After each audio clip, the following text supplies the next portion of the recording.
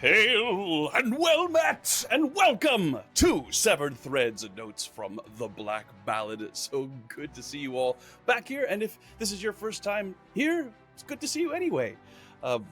Very happy to see all our players here, looking amazing as they usually do.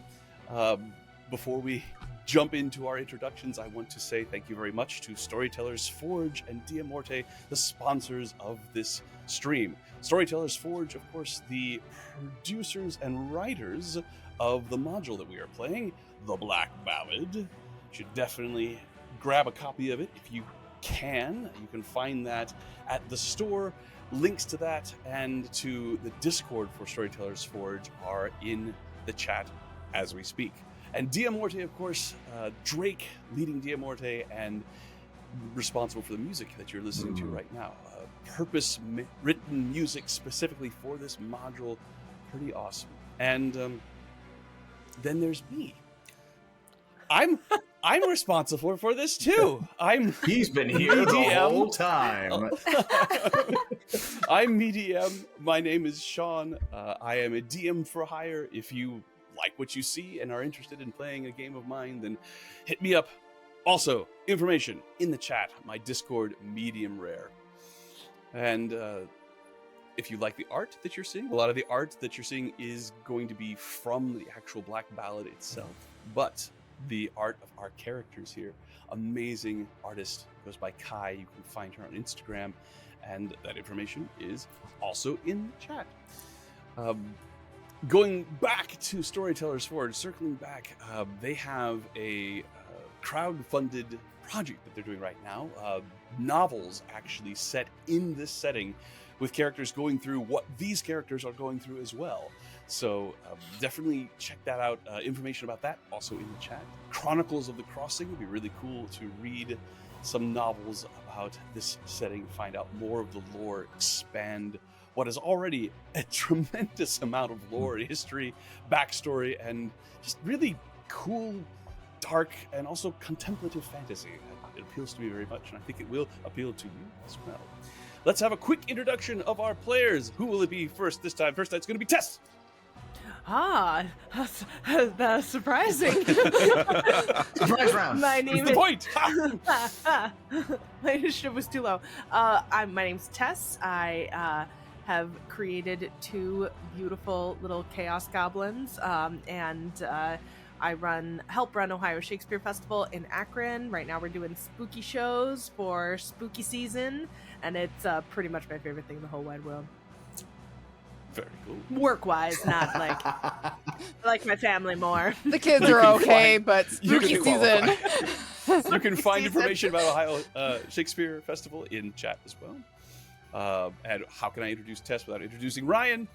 It's me. Hi, I'm Ryan. I'm an actor manager with the Ohio Shakespeare Festival. I'm also the owner and builder Buckle and Rose, which is these lovely leather goods that are all sorts of nerdy. And I also help feed and take care of the two chaos goblins that live in Tess and I's house. So, yeah, and they're pretty great. Also, It just appeared one day. spooky season. Rent free. No, rest assured. To be fair, our chaos goblins really like spooky season I mean, too. it's true. It's true. Genetics are a thing, man. I can tell you that the products produced by the Buckle and Rose are fantastic. I've had these for years now, and they just get cooler looking the more beat up they get. So 100%. definitely check out Buckle and Rose also in the chat. Jesse. I am also a maker of a tiny chaos goblin, who I love. She's too young to know what spooky season is, but I assume she'll really like it when she gets older. I'm also an accountant, which mostly just pays for all of my hobbies, which is a lot of just D&D. And so there's that. Other than that, We would be that's me. lost without her. She is the final authority on math as far as how much damage has been taken. Go maths. So, Yeah. Yes. you're so good at Note math. taker supreme. She counts. So cool. Hi, I'm Soku. I don't have any chaos gremlins, but I got chaos cats, and they're both black, so very spooky season-esque.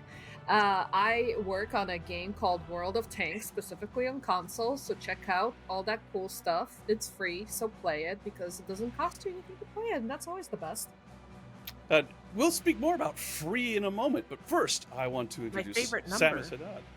Hi, my name is Samus. I'm an opera singer and equity and educational equity fundraiser based in Chicago, and I am also a member of a fun little podcast called Echoes of Kryn, which take place in the Dragonlance universe and is run by one very special dungeon master.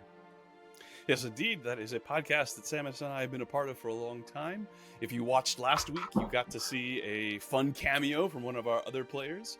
But you can check that out at echoesofkryn.com or any podcast app that you use. We have a lot of fun making it. You should definitely give it a listen. Now, circling back to that free talk that we had with Soku, if you go to the Storytellers Forge Discord right now and mention this stream, Severed Threads, you'll be put into a raffle to win something cool from them. And if you go to my Discord, Medium Rare, and mention Severed Threads, you'll be put into a raffle to win dice. And we all know what that means. Wouldn't it? So, wouldn't it be? Okay. And we begin. I think that is everything that I need to say. Everybody ready? Bring it on, man. Let's do it. Very No, but well. yes. Do it. My friends, it is time. I extend my hand, inviting you to step with me into fantasy. Release your hold on that which you know to be true, and let imagination rule for the next few hours. He did it. He did the thing. He said the thing. Last time on Severed Threads, the adventurers, newly dead and in the land of the Sunless Crossing, a space between spaces, a place where they have perhaps an eternity to wait, perhaps less, to see whether or not they are going to be resurrected or whether or not they are ready to move on to their final rest, whatever that might be. Will it be what they want, what they've earned? These are questions that they have to come to grips with in however long a time they have to spend here. Here is the city of Nox Valar, a not necessarily enormous city, but a very layered city and very, what's the word? Eclectic city, because of all of the different souls that are there waiting in lines in some case to get to their various temples or their various hobbies or entertainment, or answering the question, what does a soul necessarily do with their time as they wait their turn to be judged, to get information? Could be hundreds of years, could be thousands of years. What effect does that have on a soul? These are all questions that the characters have to answer, but in the meantime, they can pursue their afterlife as they see fit, whether it be through meditation, through prayer, through cooking, through performing, through trying to deal with problems and griefs and issues that have plagued them all of their lives. Will those plagues continue now that they are dead? Questions that need answering. The characters, well, at least one of the characters, actually found a friend, somebody who had been dear to them in the living world, who is here as a fellow soul. One Corcoran Pebblemoss, who was helping Wynn to deal with some grief and was a friendly face after a long absence. However, when he came to be introduced to the rest of the group, after several days, weeks of acclimating to Nox Valar, there was a suddenly plummeting from the sky were two armored figures in pitched battle with one another that landed on the hapless Corcoran Pebblemoss, crushing him. And here in the Sunless Crossing, there is no such thing as death saves. As he was killed, he instantly turned into dust and is gone, presumably for 24 hours, at least, as they have already discovered. When you reach 0 hit points here in the Sunless Crossing, that is it. Your time is up. However, after a pitched chase through the streets of Nox Valar, trying to find these individuals that fell out of the sky and seem to have no regard whatsoever for what they had done, due to some truly unfortunate rolls. The adventurers lost sight of their quarry and they escaped. Now, taking you back to that moment, you're into the interior of Nox Valar, and it is hopeless. Your energy has failed you if you've been just trying to run. You've lost sight of them if you've been trying to spot them. Any idea you've had to cut them off has come to naught. The Nixian Guard, these enormous armored individuals, many of which are gargoyles, flying around and trying to capture these people as well, have lost sight of them also. However, they do see you, and it is not long before you are surrounded.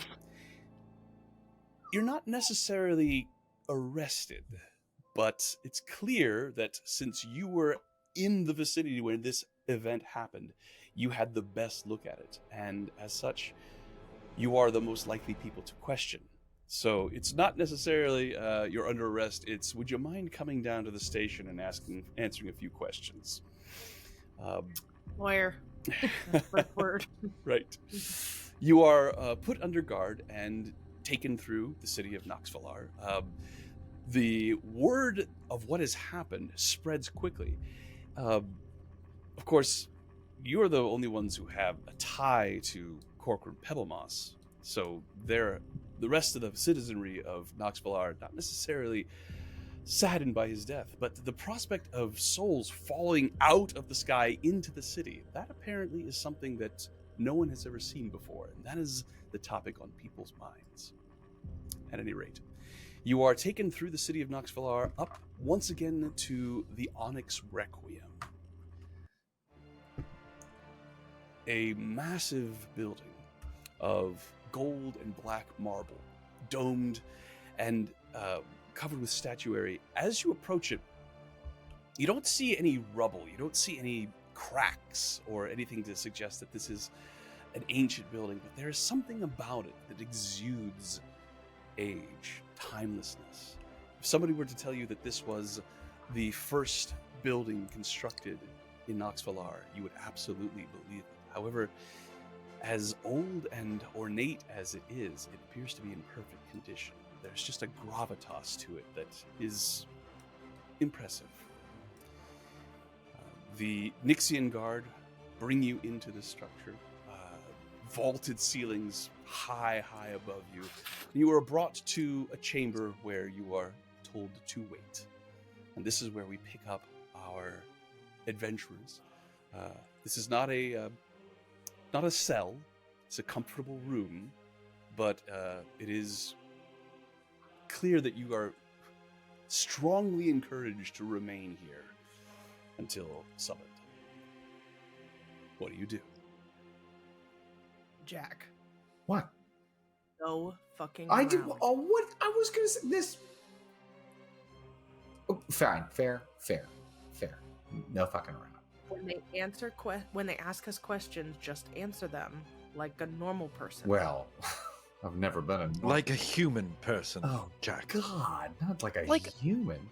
Like a Oh, responsible oh, adult yeah. that, I mean, I'm sure you are an adult, though you don't behave like it. I Are- am actually Is he though? ancient, but thank you for asking. Hopefully, I mean, guys, we've only been here a few days and we're already being questioned about Uh, something crazy. Like this, I'm just gonna say this we've place only is been here- crazy. Exactly. We've only been here a few days, and then also apparently, everything is breaking, everyone is dying, and somehow we're always in the middle of it. Right? That's just terrible luck. Tell me about it. Hey, but do you know what? No oozes. Why would you say that? Yeah. Bite your I was tongue. Thank God. It's only a matter No of oozes. time. Oh, DM makes note. Include more oozes. Do But when oozes is- die? Oh yes. Do they have souls? That's the better question. Mm. As if you forgot about the ooze. But when is right, keep your answers short, factual, and listen. There's no sense in putting ourselves in further jeopardy. of course. Those two were crazy. Right? Like, Did they truth hate is each on other our or side. not? Like it was really hard to tell. There was like a weird sexual tension. It was crazy, and they were so fast and took no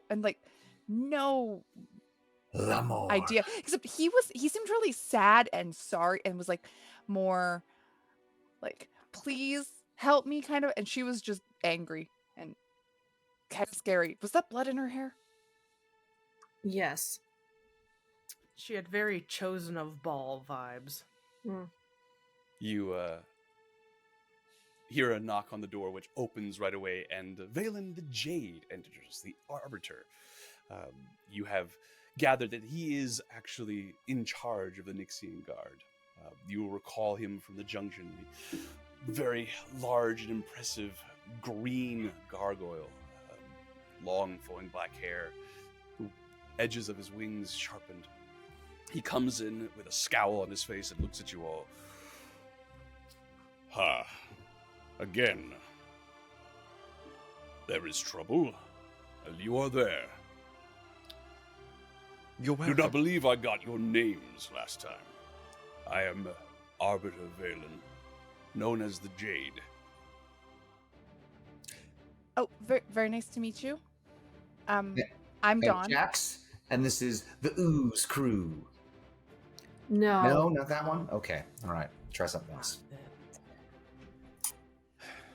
I'm Dawn, and this is my sister Dusk. Hello. How do you do? My name is My Niall. name is- This is Win, and that is Jack. Apologies for stepping on your introduction. It's pronounced Yak. It's not. I am about to take you before the Sovereign. You met her at Junction. Yes.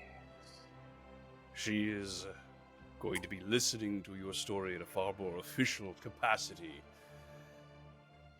Do you have one among you who you usually choose to speak? Anyone but Jack. Oh, come on! Yeah, not Jack. Or Dusk. You know, Good. I bet you dollars to donuts I am the most persuasive of anybody on this table. Yeah, Just- but you tend Niall to. will be I think Niall should do it. He's Oh, but he's also, first off, up until like, And she. Jack- I did Wynn not mean grabs for my him. question to elicit he was such a a dog lengthy like answer. a hot second ago. Yeah, but Wait, he wait, talks. What? he- What did you say? I He was a mean, wolf before we got here. A wolf. a dog. Yeah. If you'd like to hear the longer story, I'd be happy to explain it another time. He's a It Swedish is contrary boy. to the pressing matter at hand. I We would didn't know like he to was hear a about dog until he when died. you were a dog. There are no dogs in the Sunless Crossing. He wasn't a dog when we got here. He got here like this. Is that because all dogs go to heaven? I have no idea. Oh. I just know that there are none here. He was a wolf on our plane of existence, and when we got here, he was Niall. Of course, no dogs can exist here. I assume that means wolves as well. Interesting, and perhaps we could talk about it another time. Will you be speaking to the Sovereign, Mr. Niall? As you like.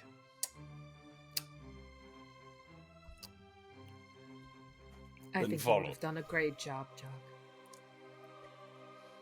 And he leads you out of this area, down some wide halls. You see courtiers. At least that's the impression they give, based on their clothing, based on the way that they are idling about, looking at you all.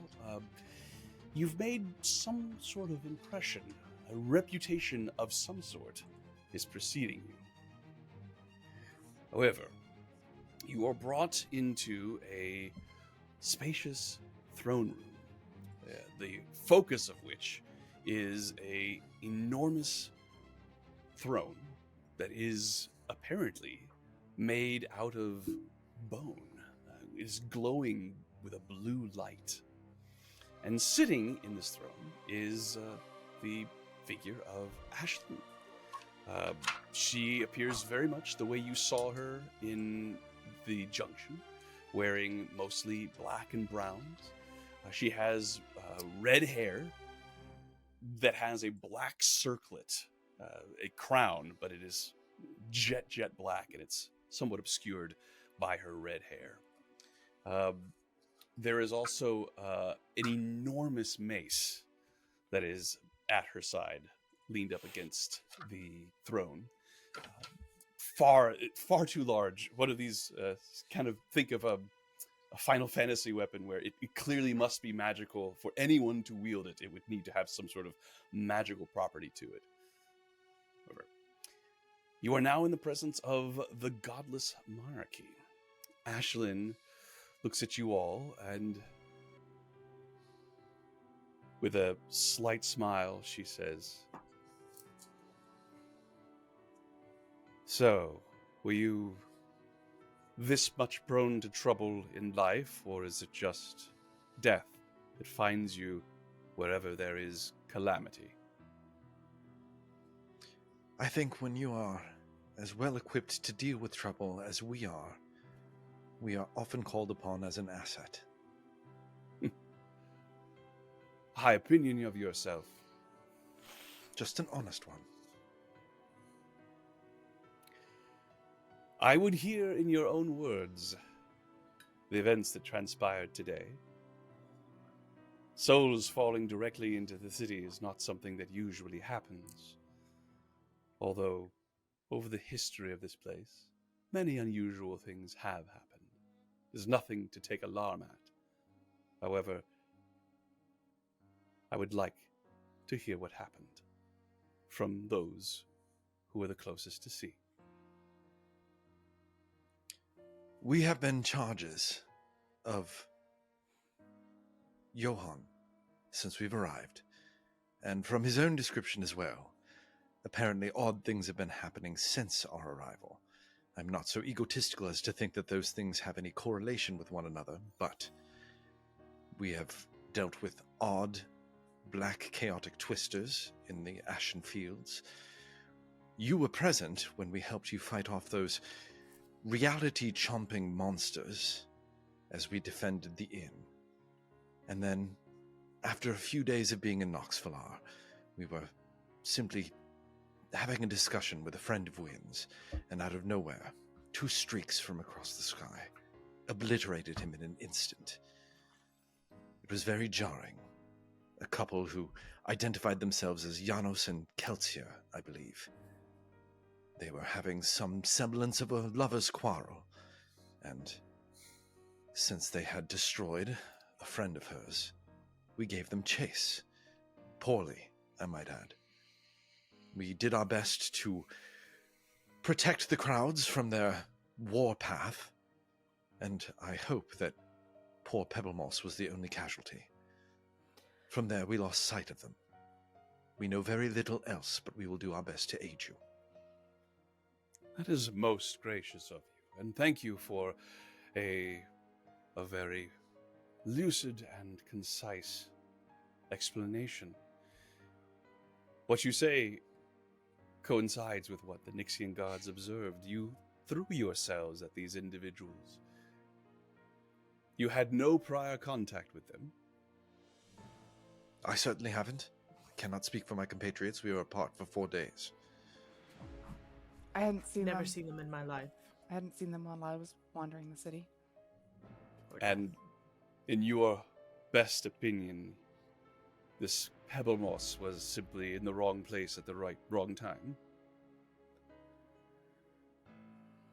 I'll look to Wynn to answer that question. He was inviting us to dinner. Ah, To a feast. well, Where will he reappear? it is very likely he will reappear close to the city.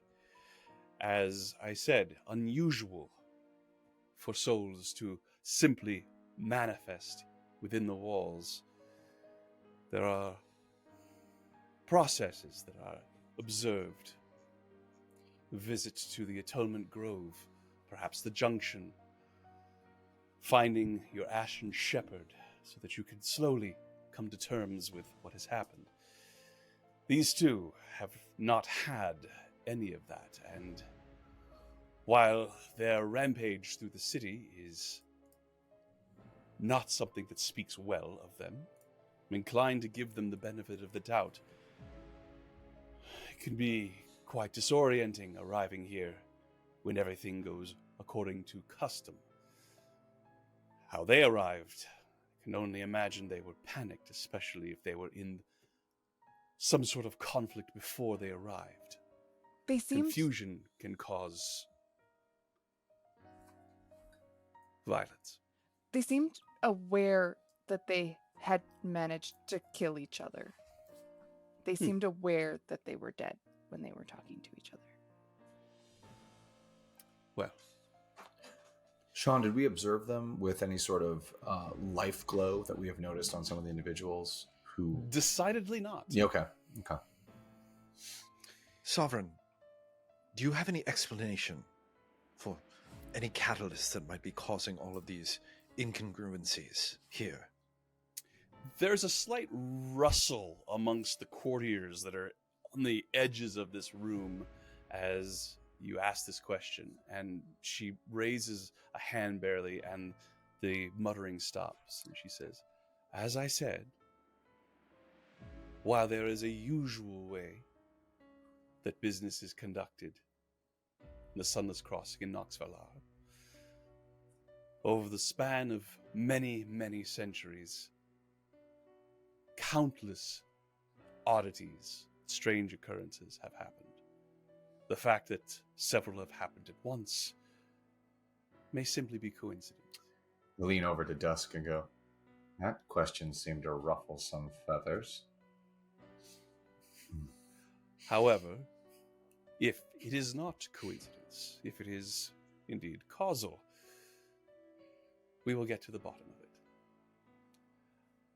In the meantime, you are to be commended. An entire city full of souls. It is rare to find those that will launch themselves at conflict for the betterment of others so readily. You have our thanks.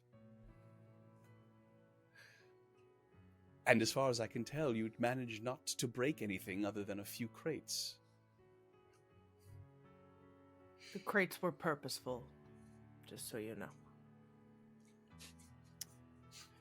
I'm not pleased with lawlessness in the city, but circumstances were far from ordinary. So, let it be known, these individuals, Kelzir and Janos, we hold them in no ill regard, so long as they come to an understanding of their circumstance here and comport themselves with proper decorum. They will be welcome back to the city of Noxvalar. As for the Ooze crew, No. Absolutely God. not. I'm so Please. sorry. Come on! We've never settled on a sorry, group name. As for this group of unnamed adventurers, you are all awarded a coin to the House of the Sovereign. While it may not be of particular value to you now, there are those in the city that would very much love to have it. I'm sure you will be able to exchange it for quite a bit of goods and services, if you don't wish to keep it. We are honored by your gift. She stands. This proceeding is concluded, and people begin to file out. Valen, DM, go ahead. can I roll an insight check or anything just to, like, on general vibes from her? Like, do we sense that this is a good sovereign, or a sovereign that's hiding something, or a sovereign naughty that- sovereign. Naughty. Naughty No. sovereign. Ooh, that's our feisty. group name, the Yeah, Naughty the Sovereigns. Naughty Sovereigns? Oh, that's not bad. That's not No, bad. it is bad. It's so bad. Perfect. At least a band name. Yeah, right. I mean, okay. The Naughty Uh, Sovereigns. Yeah. Yeah. Scott. So yeah, ska band. Yeah, No, absolutely. Please roll that insight check, Wid. That's a 13. A 13. She seemed genuine, as far as you could tell. You suspect that most of what she was told she already knew from basic reports, but she was genuine in wanting to hear from you specifically. Whether or not there was some ulterior motive, you didn't pick up on it. Got it. No, pretty much beige flags across the board. Yeah, yes, exactly. Valen collects you and looks at you and says, "The Sovereign is very busy, but if you have other questions, perhaps I can answer them. Otherwise, you are free to leave." If Pebblemoss has to reincorporate himself, does he lose his place in line? No, he does not. However, That is a comfort. However, well, there are other complications, but I understand. What are they? Oh, go ahead. have you spend too much time discorporating, as you said, or dying? It can have a long-term effect. Was this Pebblemoss subjected to such deaths? I have no idea. I wouldn't think so. He spends his time reading and learning languages. Then he should be fine. okay. I understand we are newcomers to this land. I understand that a couple heroic acts do not trust build. However, we are capable. And if aid can be given, we are at your service.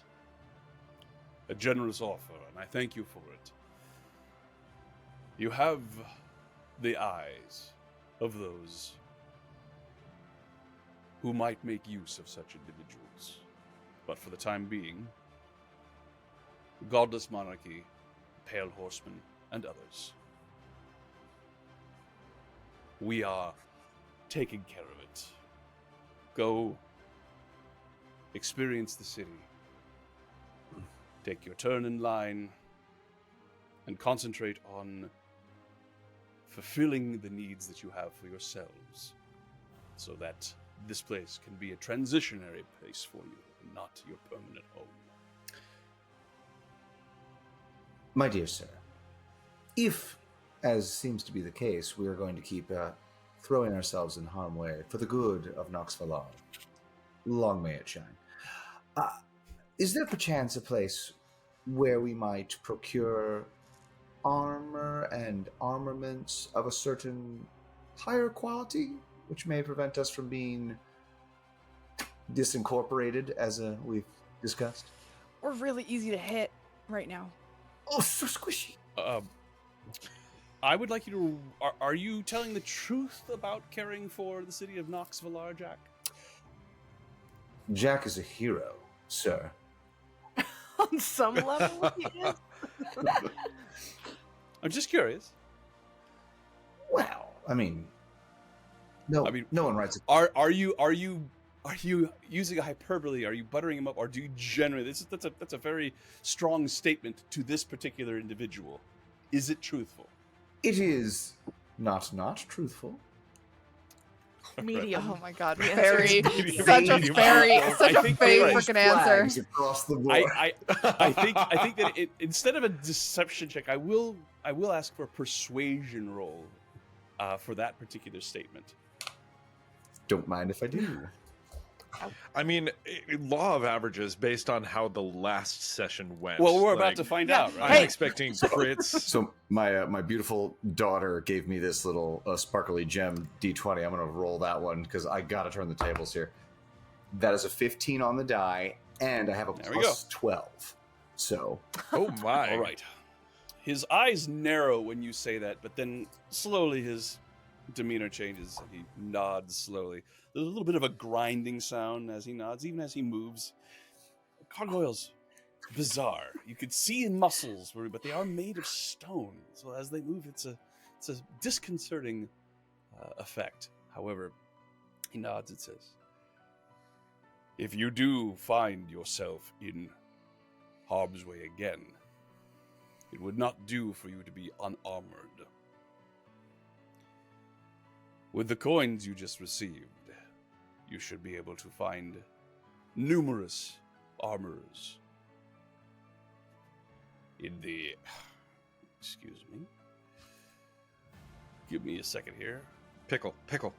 Yeah. No, Does anyone Wanna else make find sure the I get the grinding of his name. like arms? It's very soothing. It's like a little like ASMR. It's lovely.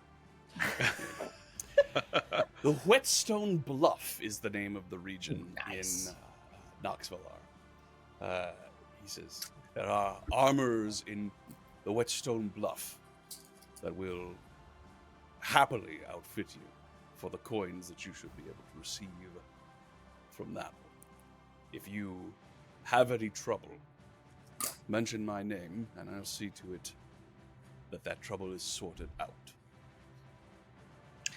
Likewise, Before we go, if you have any concerns that you wish a group of unofficials to check out, we are at your service. I will Before we keep that go- in mind. could you tell us you're not the first person to allude to complications upon many deaths? Could you be more specific?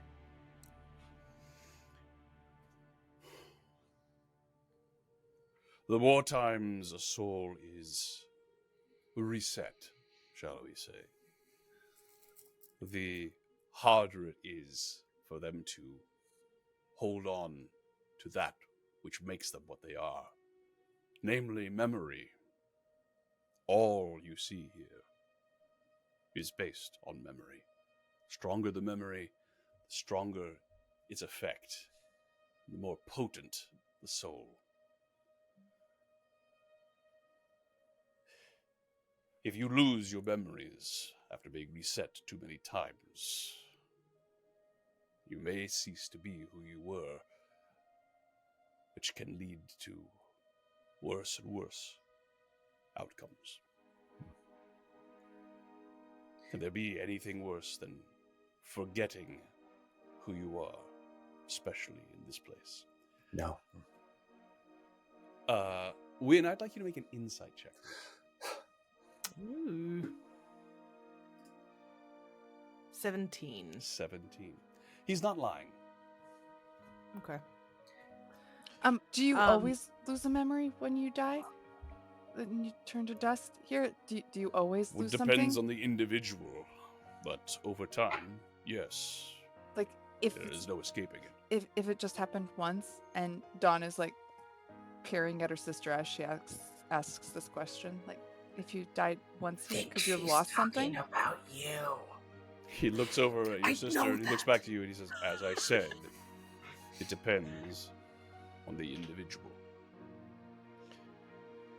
Okay. Of course, there are So- other ways to lose yourself. Spend too much time in meditation. Become addicted to gambling. Find forbidden knowledge in the library. Ways to lose yourself here that do not involve being reset. So have you lost track of those two?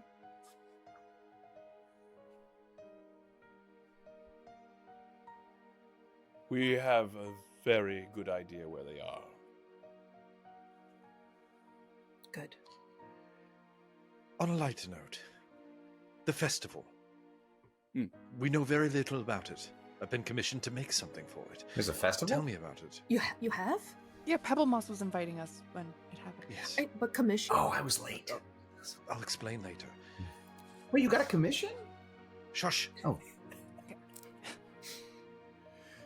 That is for your shepherd to discuss. It is, after all, a festival honoring them. Do we have to get him a gift? wait, the shepherd? Oh my god. You don't Yeah. have to, but he would certainly appreciate it. Is there anything else? Guys, he's like really important and we're asking him kind of like silly questions right now. I think that's actually quite a very important question. I mean, I thought. No, thank you for your time. We appreciate it. Of course. And he gestures to one of the Nixian guard that come and show you out back into the city of Noxvillar. Listening to Question- a pebble fall down a mountainside. Are for the DM, are the Nixian Guard all gargoyles that we've seen? Like Many of them are wearing full armor to the point that they are. The one that you fought with in the junction was a large creature. Not all of the gargoyles most of the gargoyles you see, in fact, here are medium-sized. So there are certainly some here that are not gargoyles, but a great number of them are. Okay. But whatever the individual was that was underneath the armor that was at junction was probably not a gargoyle. Or if it was an enormous one. Okay. There is one thing about them, is that each one of them is distinct. All of them have either a specific pattern in their armor, or their helmets have these very animalistic trappings. So antlers, or carved to look like a lion or a bear. Okay. Splashes of color here and there. There is not one uniform. This is the tabard And that we the are the Nixian guard Nixian wears. guard, yeah. Yeah, no. It is they are all very formidable. That's probably the one thing about them that is Interesting. the same. Okay. Okay. I guess. You find yourself back out in the city of Nox Valar. Does anybody have anything they wish to do or say at this point? Because otherwise, we're going to assume that time passes. But you have Could a moment I here. just say something that I would do that would take time, but I don't want you to take time in the game? Well, listen, to- say it. to You know, have fun is fun. We'll have fun with whatever form Yeah. it takes. Wynn would want very much to, seeing as Pebble Moss told her that he spends most of his time in the library and reading in the, I believe it was a tower. The belfry. Yeah. So And- Exora's Belfry is the name of what he was talking about. This tower that it's at the very southern end of Nox Valar. You While wish to head there? Yeah, and all I want to accomplish is to give my sovereign coin to him as I don't know, an apology for the inconvenience of dying while inviting us to dinner, or thank you, or something. But a token. This coin that you have is another one Yeah. of these that is in the shape of it's a somewhat triangular shape. Mhm. However, there's a sheen to it. There's a luster, if anything. So it looks very much like the one that you got from Corcoran in line for the Goddess of Wish, the Crossway coin. But the one that you just got for the House of the Sovereign, same sort of metal, but it has a sheen to it that almost has a what's the word I'm looking for? A scintillation. Different colors as you move it. It catches the light in different ways, so that it's never quite the same color. Opalescent iridescent. Yeah. Iridescent. Yeah, I was just gonna say. That's like that. So yeah, That's the name of the party. Opalescent iridescent. Perhaps a bit pretentious, just a little bit, but you know. Also kind of sparkly for a death group. Yeah. Yeah. Naughty sovereigns. But You're like glam metal? I don't know. you get the impression this is an extremely valuable coin. And while money may not have value here, buddy, in terms of like gold or silver, that sort of thing, the impression you got from this is that it was a very precious thing that you were given. And while you could assume that people at Exora's Belfry, or the place where he actually said that he spent most of his time was the Temple of Tongues. Yeah. You could certainly go there. In fact, let's go there. Do you wish to go to Exora's Belfry, or do you wish to go to Temple of Tongues? If he said he spent most of his time at Temple of Tongues, then that's where I would go. All right, so the Temple of Tongues, not far away from Exora's Belfry. On the way out, I am going to elbow Jock and say, "Enough with trying to put ooze in the name. What? Look, we've come up. It's triggering." We're always finding Enough. ourselves in sticky situations. It feels appropriate, all right? Also, kudos to you for keeping your hand over that freaking stick of yours. That would have been an awful introduction. I had occurred to me, however, I have I was just gonna specifically asked whether or not what the general status was, like what is the default toggle, and she says she has it set to off. Oh, so absolutely. I didn't do it, but Yeah. it did occur to me. Can you imagine? Anyway. If we'd ever decide on a group name, then I'm going to see if I can convince him to instead yell that out. All right. No. Dawn would also just say to Niall, thank you for doing the talking. I think you were the best suited for that. Yes, we're going to keep that going. Rude. The Temple of Tongues. Temple of Tongues is, by the rest of the standards of some of these buildings, is fairly simple.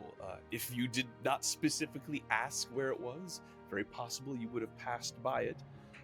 As you reach it, it gives you the impression of maybe a priory or a monastery of sorts. There is not vestibule. What is the word for a courtyard that is open on the sides? An open courtyard and then like hall around it. A what? No, I was about to say the word in Polish. I'm sorry. Oh, What's the word in Polish? Dziedziniec! Oh, yeah, Dziedziniec! Oh, of course, Dziedziniec. that's That's what it is. Everybody on Yeah. the same page? Good. All right. Yeah, love it. For all So our Polish Yeah. viewers. it reminds you of a monastery, a place where individuals would be focused on their worship, but the sort of place that you might find artesian cheeses or beers, the Trappist monks and the people who become really well known for a certain cheese or something like that. But here, there are dozens and dozens of individuals with scrolls and books. There are no doubt hundreds of languages being spoken in Nox Valar at the moment. And while it is probably a universal truth that many of them speak common, there are certainly some that don't. And there is a need for people who speak many languages, especially the more exotic ones. Yeah, this absolutely seems like a place Pebblemoss would hang out.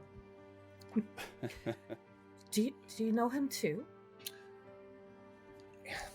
Wynn spoke very highly of him, and I've met him on occasion.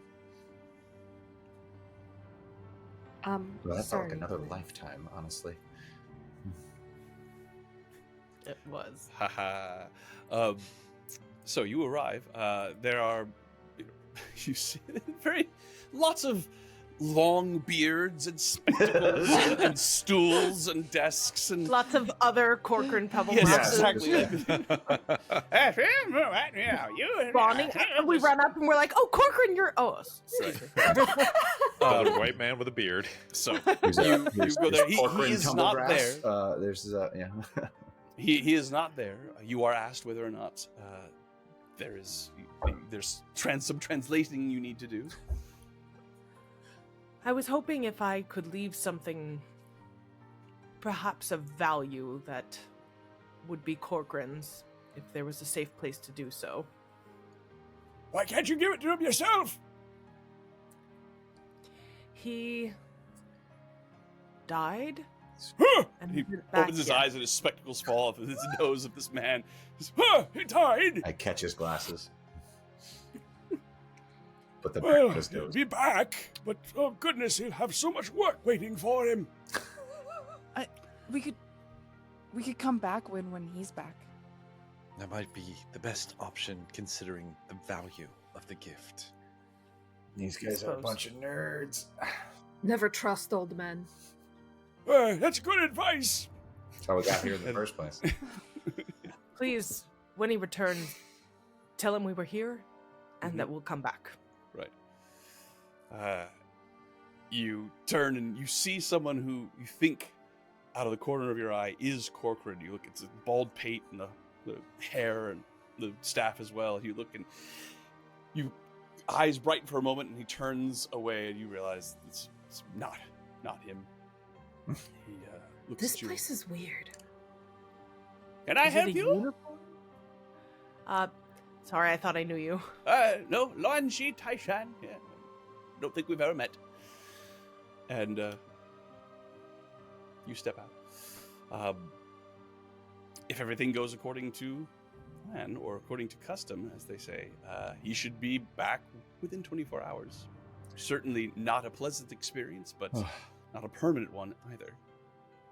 Should we go and try to get ourselves For the love of gods, yes. some armor? We obviously are not capable of staying out of trouble. And you guys Trouble are hard finds enough to us. keep alive in our realm where I can like heal you when you go unconscious. Here I couldn't even imagine. Mm. So To be clear, this is now your realm. That which was before is lost to you. Ooh, that's a hard pill to swallow. I think that all hits us at the same time. That thought individually, and Oh no, I'm still comfortably in denial. So that's that's where you've always been. So Yeah. that's fine. You stay out of me. like Oh, so I was waiting for that joke to drop. I'm surprised you didn't get it there. So Um, she's waiting for it. I don't know if I lost anything. Do you remember who I am? Unfortunately. Oh, see, then she's fine. Everything's fine. That is the first time you've seen Niall smile in like 48 hours. that's As the you first are time we've seen you smiling- smile ever because you used to That's be a true. wolf. That's true. Yeah. As I you like are to think smiling, that- there is another set of red streaks that begins No. falling out of the sky and We're gonna plummets need to get that armor. somewhere else in Knoxville. Fast. We should really get some armor. Now And go. Everybody, Do you people think it's the around you same point ones? and like surprised to see. They it, were but white light. Those ones are red light. Oh. Oh. So we have an entire rainbow. All right, my iridescent sovereigns. Are we ready? That's too It's not that's lame too either. Let's mouthy. go. Yeah, it's a bit much. You're right. I just leave. I just leave in the direction Sticky of the red sovereign. lights. as you were told, these coins for the House of the Sovereign, or the close to the front of the line, are quite valuable, and as such, you can certainly use them to go to the House of the Sovereign and experience whatever that would be. But the coin that you could potentially get, and the favors and the barter that you could get for this coin's value, would help to make your stay a lot more comfortable. So it's, I assume that everybody catches them. Yeah, because we could get ourselves some armor. Potentially, it sounds like they're pretty valuable, Yeah. so maybe we could get some armor and maybe move out of the tenements into the slightly nicer place. Well, I'm still. I mean, how I'm is- sticking in the. I'm staying with the tenements actually. Yeah, I was like, So, I don't. Jack's the one who had a go problem ahead. with it. What armor would you And Dusk like? too. You are able to acquire any armor that that you want to have for your characters. Go ahead and Wow. beef up those ACs, friend. Wynn, Right. Wynn came with her armor. I know. That was one of her Yes. things. So she's gonna hold on to her coin for now. Yeah, so Okay. did Yak. I did not come with my armor, but I think I'm going to hold on to the coin as well. Actually, Really? All for right. now. Yeah. Okay. Well, I know two of you who want the armor. Yes. Ah. Yeah. My 11 AC is just not doing it for me. That will not And I- do. That I have shall not stand. 9. I know. How did you manage a 9 Yes, AC? She's got a Seriously. negative dex. Oh, So, jeez. what's it Walking gonna hurts. Clearly. the air, as you can't walk too fast, otherwise the air penetrates your skin. That's like those are my human stats, Yeah. the negative dex. Do we have a sense as to when this? I know it's probably not going to happen within the time frame of this session, but is the Shepherd's Feast coming soon? It is about a week away, about a fortnight away, I would say. No. Okay, 2 weeks. I was hoping for a breastplate. We are able to find a breastplate.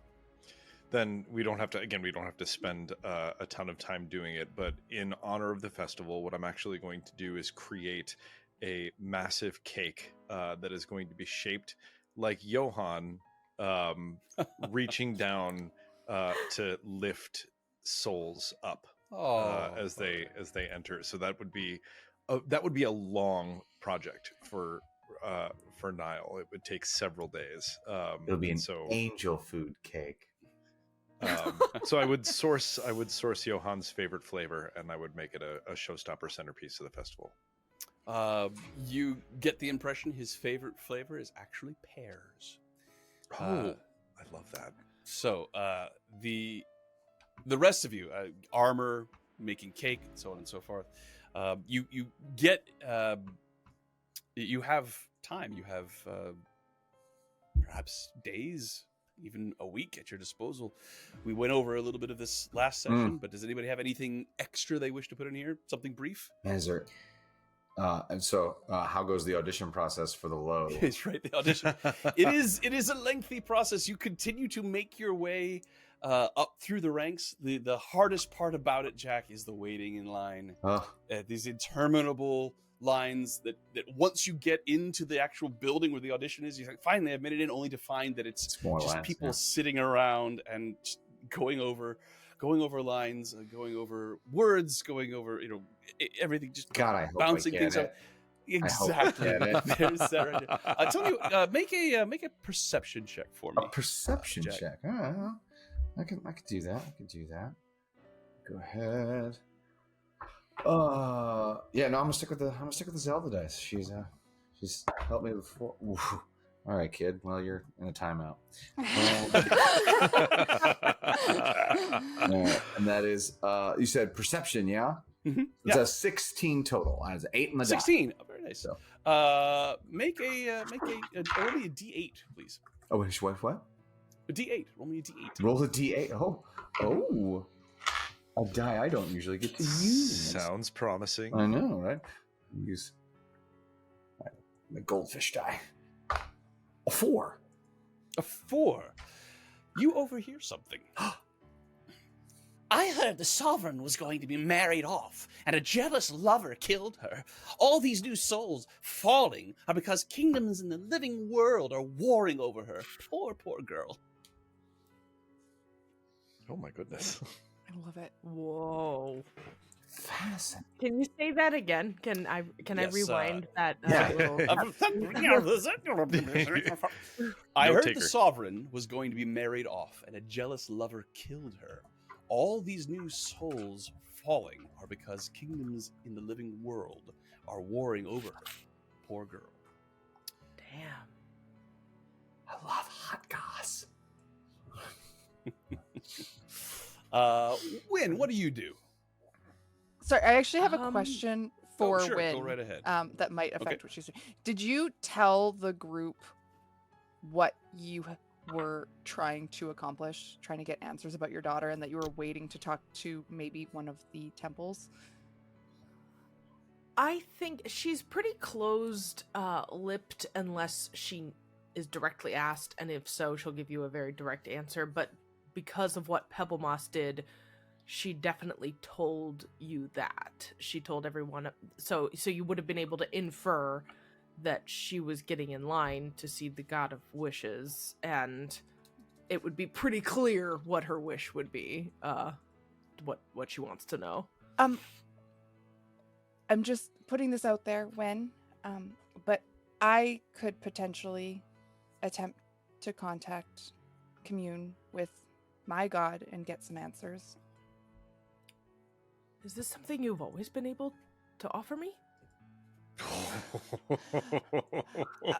Yeah, you've seen me cast commune. You're just very you get kind of bristly whenever Wow. whenever things kind of come up surrounding your daughter, but I figured we're dead. What are you going to do, kill me? So I mean, maybe. I thought I'd offer. That's fair. But I do have the ability to cast a spell to ask some questions. I don't know how it will work here because I haven't talked to anybody at my temple, but I could try. If you're willing, let's please.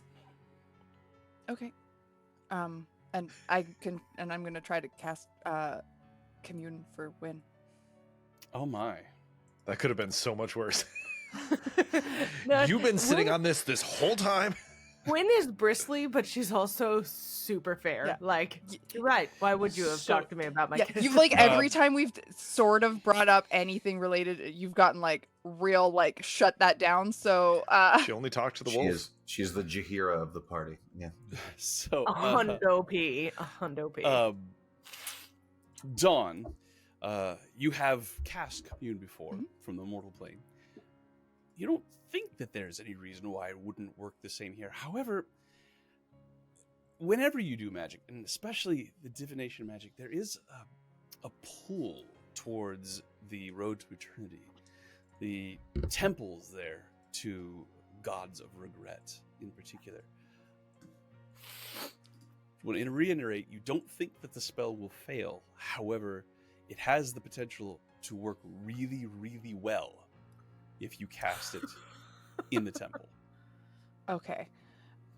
Which would necessitate waiting in line. Okay, so I can cast it not at the temple, but to do it Yes. physically in the temple, I'd have to get a coin because you can't get into the temple without the coin. I have a coin waiting in line. You could probably yeah. But like they wouldn't let me just like come and hang out in the temple and cast a spell kind of thing. Likely not. I mean, we could try it, and then if it doesn't work, I have a coin that I'm waiting for my temple. You have this one, and we could always try again later if it doesn't work, but we could try now. That sounds good. Okay, you'll get 3 questions. And they have to be yes or no questions. Hard.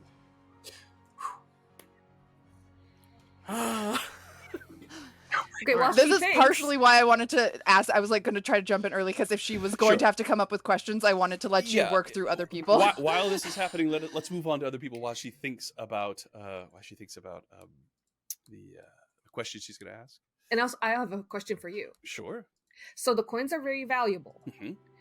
Did we just get regular breastplates, or did we get something special, or is it 1 coin for 2 breastplates? Iridescent breastplate.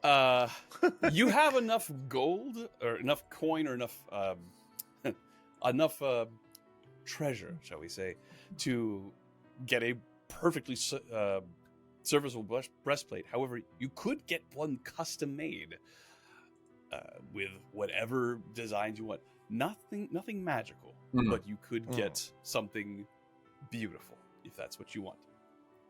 Might not be ready right now. You have enough coin to get one right now and commission a better one as well. So do that. Do that. Yeah, I'll do that. I'll commission Please God. something that matches my dress. Yeah. All right. We could talk Priorities. about your new look once that moment arrives. But yes, that goes for all of you. Let's see. While you're getting your coins exchanged, make a perception check for me, please, Soku, for Dusk. Me as well while I'm Perception? exchanging? Yeah. Yes. Perception. 14. 21. Hey, all right. 21. Could you roll me a D8, please? Dawn. What is this D8? 4. A 4. Roll again. 1. You hear somebody speaking under their breath around a corner to somebody else. They're keeping their voice very secretive. I've seen people lose themselves to becoming whites before, but they never work together. Everyone is saying that they're all starting to move together out there, like one giant army. Oh. I would, Get that armor. yeah, I would definitely tell the group about that. Oh yeah. By the way, yeah, Yak absolutely flew back and told everybody that little gossip. The tidbit, yeah. I want to stress that these things you're hearing are rumors. Mm-hmm. They have the potential to be both true or My false. hand to the gods. This is what's Maybe actually both. happening. And I think Dawn would get just very simple, like something very well made, but just simple. She's not really All right. flashy for the most part. Okay. What are your questions, Win? Okay, do I have to have all 3 of them, or can I ask one and then adjust? No, you don't. what You the can other- ask them one at a time. Okay. So you find a quiet place. Yeah. perhaps even the garden, the still garden. Yeah, I would take you to where I've been meditating. You see Calmer. He seems a little distraught, but he does greet you and give a customary, a gentle nod. And it's a bunch of people sitting around being quiet and meditating and speaking softly to one another. There's a lot of positive thinking. Wynn hates Yeah, it. it's Figured you would. So the first question I want to know is, does she still exist? okay. I guess I will take the minute to get myself ready, and then I will grab my pendant and cast commune. And I will ask, what's your daughter's full name? Zaressa. Zaressa. Does Zaressa. Wynn's daughter Zaressa still exist? Right, so you concentrate, you hold on to your holy symbol and send your thoughts inward, and then from there, send them out and up, trying to make that contact with your deity. It happens instantly, almost as if rather than him being in another building, he's just in the next room. Okay. Oh, And you don't, it's not a full regard. You don't feel yourself shrinking under the regard of a god, but it's as if you instead of having to make several connections, you had a direct line. So the answer comes back to you.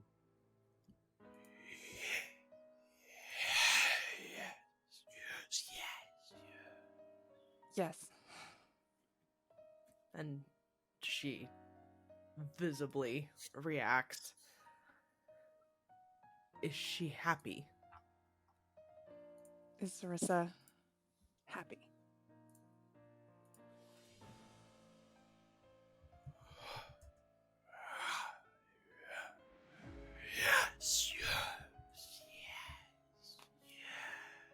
Yes.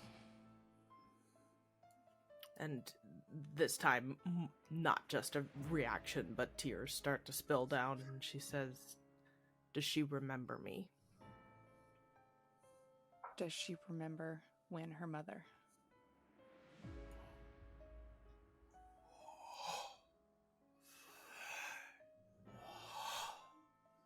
Mommy.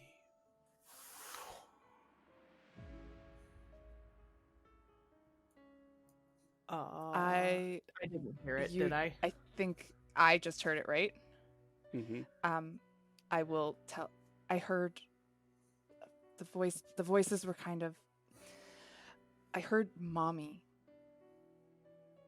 You said it had to be a yes or no answer. That's what it's always had to be. But it's the yes or no doesn't always have to be the word yes or no. Maybe hearing the mommy was the yes. She remembers you. Do you think you heard her? When I heard the voice, did it sound like... It sounded like the voice of a little child. It sounded like a child. I can't believe it. I am sorry that I didn't offer to do this sooner. But No, maybe it was good. I will tell you, it felt like I've done this before. It's never felt like that. Maybe she's close. Make a religion check for me, please, Dawn. My heart was going 22. so fast. 22. Nice. Based on how this went, you think you might actually be able to act as a conduit and have Wynn pose the questions directly to your deity through you if you were to cast the spell from the temple. I would tell Wynn that if I was to cast this from the Azuth temple, I think that you could ask the questions directly, and I would just be like a sending stone for you. All right. All right. And I already have a coin for the temple. All right. No, she No. needs one. Oh, yeah, do I? One coin per person, my love. Is it? She- Is that yes, actually it how it is works? Yes, Okay. 1 coin per person. But you can get a coin from literally any line almost. So if you wanted, you could get handfuls of essentially copper pieces, which are just coins at the back of lines. Would that be similar to the piece that Dawn just got, or is she ahead in the line now? I got mine a Like, couple if days I- ago, so Yeah. Yeah, But it wouldn't would be significantly behind. not it would significantly, Be... no. Okay, so she would definitely go get that coin. Alrighty. One more rumor, I think. Let's see. I think I'd this go rumor... actively. Oh, go ahead. I'm sorry. You I go was ahead. just gonna say I'd actively go fishing for them in the gambling palace when I go to collect ingredients for the cake. Mm-hmm. All right. So make a perception check for me. All right. Let's see here. Oh, an 11. Interesting. Well, there's enough people whispering this rumor that you're still able to pick it up from numerous voices. There's a new arrival in Noxvalar. Seems somehow to be unbound by the bindings that hold everything in this afterlife together. The stranger is clearly obsessed with learning things, but calamity seems to follow him everywhere. Jock? You are able to get a name of this person. It is Mike Auburn. Mike Auburn. Mike Auburn. It's Oh, Mike Auburn is the name. Mike Auburn. You ask a few more questions, but this rumor seems to not lead anywhere in particular. However, a rumor that is far more interesting. I thought the Ashen Shepherds were angels, but it turns out they're just people like us. So anybody could be one. John, did you get that I said Calmer seemed a little agitated? I did, but you were so after help. I just would have been so focused on Win initially. Sure. And then after she, I say, I need. Are you okay to go to the temple and get her? I'd let her go get her coin, Right. and I would approach Calmer. All right. He looks at you. He seems a little agitated. He's pawing the ground with his hoof. And he says, it is good to see you again. You don't seem as calm I as have normal. not been able to have my customary meditations. In fact, many here are having difficulty. A returning vision. One of great distress. It is as if there is something chasing me, blood-stained. It wants revenge. I have spoken to this matter with my meditation circle, and I am not the only one who has experienced it. Makes me think that there is some strange occurrence that we all share, that we're just now beginning to remember. Perhaps some repressed trauma, which could mean we're making progress. But it is quite unsettling. Sounds it. And you're all having this when you attempt to meditate? Not all of us, but many of, shall I say, the more practiced meditators. Oh. And you think it's something that you all maybe experience like here? To be truthful, I have no idea what it is, but it is very potent. There's been some weird things happening here, apparently, the past little bit. You say as you're having this conversation, yet another few individuals streak across the sky and crash somewhere down inside Noxvalar, becoming a regular occurrence. And the Nixian Guard are now quite accustomed to it and are quickly swarming to these areas. And if there are indeed fights occurring, separate the individuals and quickly escort them out of Nox Valar. So it is not as disruptive as it has been, but it is still quite bizarre based on how things are usually here, apparently. Is there anything I can do to help you guys? No, you were kind to ask. I thought you should know. If you experience similar things, please tell me. We will get to the bottom of this. Nothing that we cannot achieve with calm, quiet focus. I mean, I just started meditating, but I would have, since I saw him the first time, been attempting to practice. Sure. Would anything weird have happened, or would I have just Not been... in your meditation. I was like, you go to meditate, I fall asleep? your thoughts. Yeah, exactly. Fall asleep. Not as amateur. Yeah. Okay, I was like, So- I'm not having like weird dreams or any of You're that not. kind of thing. Okay. No. Okay. I would definitely tell the group about my, or All right. So, time passes as you experience Nox Valar, continue to do the things you've been doing, and waiting in line for some of you. Johann finds you. And he finds you all outside the tenements in the square. That's probably a place which you gather on a fairly regular basis. It's the most obvious place for everyone to meet. It's close to where food is served, and of course that's where Niall is all the time. Apparently, he comes forward and seems troubled. Hard to tell with no facial features, but he's moving a shuffling gait, and he stops and he says, "I have distressing news. I have let my fellow Ashen Shepherds know that the individual who was annihilated by the fallen individuals was a friend of yours, my wards. We all help each other out when there's matters of import, and there is no sign of him having returned. Which does not mean that he hasn't. It just means that he hasn't been found. It is very chaotic out there now, so it's possible he's just lost in the shuffle. But Are there any other means to find him besides physically?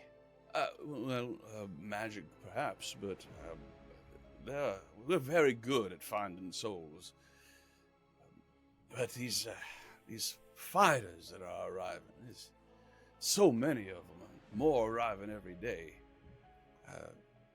It's, as I said, it's chaos. But you need not worry about that. You continue doing what you're doing, and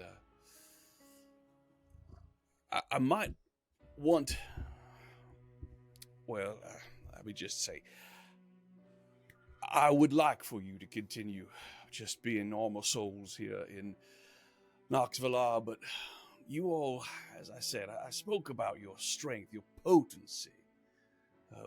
Strength means a different thing here in Nox Valar and the Sunless Crossing. You don't necessarily have a strength of arm or even a strength of mind, but a strength of will. The ability to shout into the void that you exist. Perhaps not literally, but that is very strong within all of you, and as such, I think that you actually can help. I've been approached by some pale horsemen. They are messengers. They are what's called unhallowed. They have the ability to travel back to the mortal realm without much memory of here while they're there, but when they return, they retain memories of what they have seen. That's not the point. They are very useful servants for the godless monarchy, and I think they could use your help. So with your permission, I would like to introduce you to some of them and see if you can We would be find honored. out some information about what's happening out there. Of course, Johan. Mhm. Yes. Of course. Listen, It's not no nothing fun. to be alarmed about, as has been said. It's just unusual, but Hey, anything Johan- that gets me out of waiting He in a le- line. Can I He leans insight in. check Go ahead. Johan on this Well, whole? just a second here. He does lean in and he says, the souls that are arriving can all see the city upon arrival. That should not be. And, well, I'm sure the godless monarchy have considered it, but I overheard some of the pale horsemen speak. Well, I'll let them speak for themselves when you meet them. But tomorrow. Johan, Can we will help. Please, please, please keep looking for Corcoran. Oh, of course, absolutely. That's my number one priority. Did not know the fellow personally, but he seemed very important to you, which means he is important to me. So I will keep my eyes open. Johan is saying like nothing to worry about, and he's sure that it's all kind of under control and stuff. I want to don't insight. believe- no, I want I to don't think I you insight. need an insight check. Make an insight check if you must, but go ahead. I want to see how much. 27. 27. I want to know 27. how So, how It is clear that his worried job, he his legitimately primary, his seems. primary focus is to see that new souls are well acclimated into Noxvillar and have a good experience here, and then eventually he will help you find your way to whatever afterlife it is that you're going to, unless you are resurrected, of course. So he's very focused on that. He wants this to go well for you all, but he's also quite worried. And it is interesting, the number of souls that you saw streaking across the sky at the junction, these red tinged souls that came pouring out of the sky, dozens and dozens, and he said that he was expecting a great influx of new souls arriving. They haven't come. Oh. Okay. DM, just as we have been here for what, like a couple weeks, Mhm. maybe, have we ever seen somebody resurrected? Like, do we just see people online? It's just like somebody walking down the street, and like, they and then just whoop, poof, whoop, what's happening? What's happening? Mid conversation. That is not something That's I a considered. great question. It's like it's like a mini rapture. The like- imagery Oh, alone. finally, I'm starving. singular no! Full house. That image alone is worth contemplating. I don't think. I think that is exactly what happens. People are just in mid conversation and have no say. Now, of course, there are people who are actively trying to get resurrected, trying to get word back to loved ones through the Pale Horsemen. Trying to. Most of the people in line for the various temples are there to petition the priests and their deity there to contact somebody in the mortal realm to resurrect them.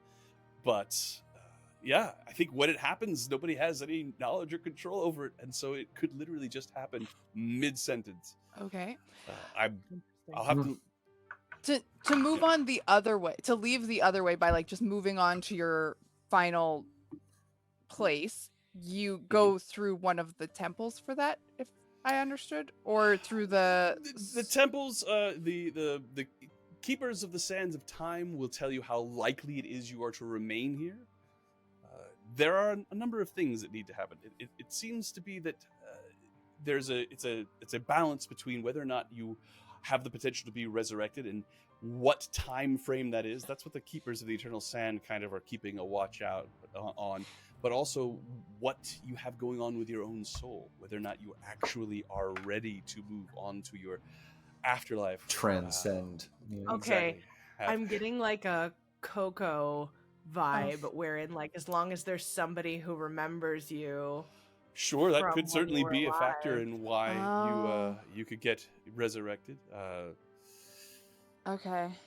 There's not a it's not a clearly defined set of variables. It's different for everybody. For how you like move on, if you Mhm. choose to move on, if you end up moving on to your afterlife instead of being resurrected, kind of thing. Right. Mhm. So, and as Johan says, the next day he does arrive to meet you all, and he has some, for all intents and purposes, they look like adventurers. They're actually a little ragged. Their armor seems a little used. They have sort of a veteran look to them. One of them is a tall man, elderly, has a bandana around his head, covering over one eye, and doesn't look like he has a scar, but doesn't look like it's an active wound. But the bandana is still there. He's tall. He's wearing piecemeal armor. They're all wearing piecemeal armor, and he seems to be the leader. There's one behind him that's extremely young. Couldn't be more than 15 or so, but has a sort of dark eyes and pugnacious look. And then there is a not fat but well-rounded, a husky dwarven woman. She has long red hair, has a tankard that is around her waist, and a staff. Has a Stop. perhaps a familiar look to one of you. Hmm. But as they approach, the Johan steps up and he says, these are the pale horsemen that I was telling you about. There's quite a few of them. These are just the ones that have contacted me. This right here is Teoquin. Teoquin steps forward and nods and says, that's right. Johan says that you are capable. Looking for capable people now. Unless you're too busy cooking, reading, meditating, all the other things that we've been told you've been up to. We can make time. Anything to get us out of these lines. We're very capable. So, it would seem clear that there are two very heavily armed camps forming outside the Sunless Crossing. There's two groups. There must be some major conflict happening somewhere between them. We know one of them is called the Accursed Guard, and the other one is the Legionnaires. Wonder who the bad guys are. We're not casting blame, or at this point, however, they hate each other. That is beyond obvious. And these groups are set up in the fields outside in the Sunless Crossing? They are. They have magic users among them, summoning the supplies and goods needed to build actual encampments. Oh. And their numbers are growing every day, and they can see the city. We're not undefended here, but the Sovereign is in no mood to consider a siege. We want to find out the information we can while we can before it comes to that. Perhaps this is a conflict that can be resolved peacefully. If so, would like you to look into it. Let's do it. And if you're looking for someone to negotiate, bologna is quite good. Oh my god. I'm not familiar with a baloney. Jack, why? He's going to kill you. You're rabble rousing. Me? Listen, Francis. All of You're us. going to all of us get choose so to use a name that killed. I don't identify with. Be prepared to have the favor returned. Are we understood? Careful, dog. You're not the Mr. only one that Meyer. has a bite. I'm not afraid of you, little man. Jack, Niall. Guys, This is not the time. there's enough dangers outside of the group without fighting inside of it. And Wynn gives a sharp look to Jack.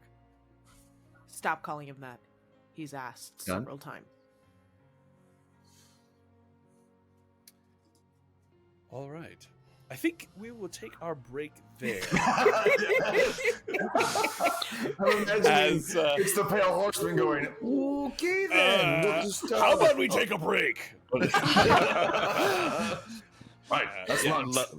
Yeah, we're gonna take a break, and we will resume with you leaving Nox Valar and heading out into the Sunless Crossing Yeah. to see what you can learn about these two encampments and what is in fact going on. Get to actually adventure for a second. Oh, I know it's Hey. exciting. oh. So, see you back here in 5.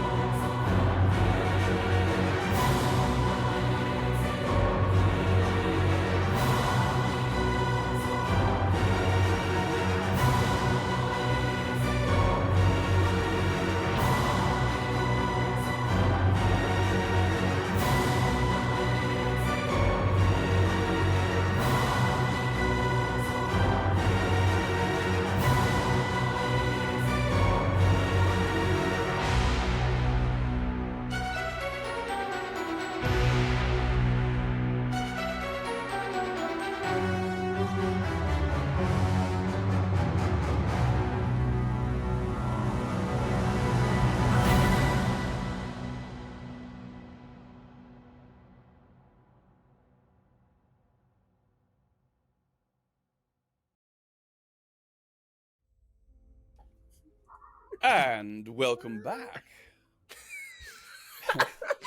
Maybe? Are we ready? There's a cat. Should I start again? There's a cat. Oh. All right. She's Well, ready, then, apparently. If the cat is ready, then we are ready as well. So, as I said, welcome back. If you're just joining us, the adventurers have been exploring and learning more about Nox Valar, trying to locate the soul of Corcoran Petalmoss, their friend that has been annihilated. They had a moment with the sovereign Ashlyn. But before we get too much further into what's going on with that, I would like to say thank you once again to our very excellent sponsors, Storytellers Forge, who are the writers and the producers of The Black Ballad, which is what we are currently playing here on Severed Threads, notes from The Black Ballad. Also, Diamorte, the music that you're listening to right now, purposefully written for this module. We thank Drake and Diamorte for their sponsorship and the amazing music that they wrote. Also, the artwork commissioned by Kai. We commissioned Kai for our art for our various characters, including one for me. Never happens. It's so badass. The DM gets It's a picture. so good. The glowing I'm eyes. very I'm grateful obsessed. for that. I will treasure it always. The information for all three of those individuals or organizations can be found in our chat. You should check them out, especially Storytellers Forge, because if you go there right now and mention this stream, if you go to their Discord right now and mention Sever Threads, then you will be entered into a raffle to win something cool from them. And if you go to my Discord, Medium Rare, link in the chat, and mention Severed Threads, then you'll be entered into a raffle to win some dice. So, go. Enter. Get those clickety Win. clackities. It's that easy. Yeah. So, why wouldn't you do it? You can't afford not to do it, frankly. Exactly. You could just choose to be dumb, I guess. Not going to do it in this No. economy? Regardless That of part. whether you enter or not, we are glad you're here. So But now you would let be me dumb. get back into our description. So yes, the adventurers, the newly dead, the betwixt, as they are referred to by the people in Nox Valar, they have met with the sovereign and spoken to her about their experience with these two individuals, Kelzir and Janos, that turned out to be two fighters of these two warring factions, the Accursed Guard and the Legionnaires. They are apparently dying by the droves, these two factions somewhere in the multiverse, and their souls are coming here to the Sunless Crossing en masse, which is unusual, but not something that can't be dealt with. However, as they are arriving, they are seeing the city of Nox Valar, and they are not meeting with shepherds that will take them to the Atonement Grove. They are not acclimating to the fact that they are here in the afterlife and are continuing their fight, it would seem. As such, the city of Nox Valar, the city of the dead, is in a precarious position, as it is the most obvious strategic point now between these two warring camps. The Pale Horsemen, individuals who work for the godless monarchy, those that rule Nox Valar, have requested the help of the adventurers. Their numbers are worn thin, as are the numbers of the Nixian Guard, dealing with all of these souls arriving at once and very confused. So these adventurers, having shown themselves to be very capable, they have been enlisted to find out more information about these two warring factions, and they are leaving Nox Valar to see what they can learn. Does anybody have anything they wish to do before you leave? Mhm. Any last minute imagine equipment you both- want to buy? Jack and Niall are both in like super foul moods now Yeah. after the last altercation. I mean, I got my What? breastplate on my shield, so I'm all set. Yeah, right. You're all set. Yeah. Let's Mhm. do So this. as you step out of the city once again, passing down through the long tunnel that leads through the Mesa, that Noxvillar is built upon, and out into the Ashen Fields.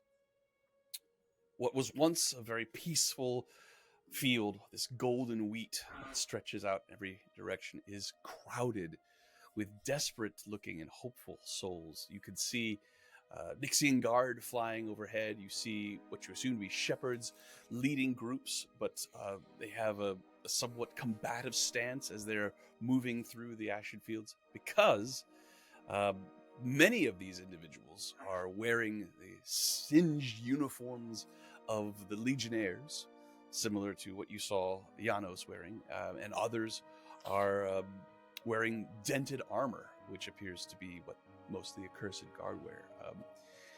Each of these groups clearly war-scarred, but in their own way.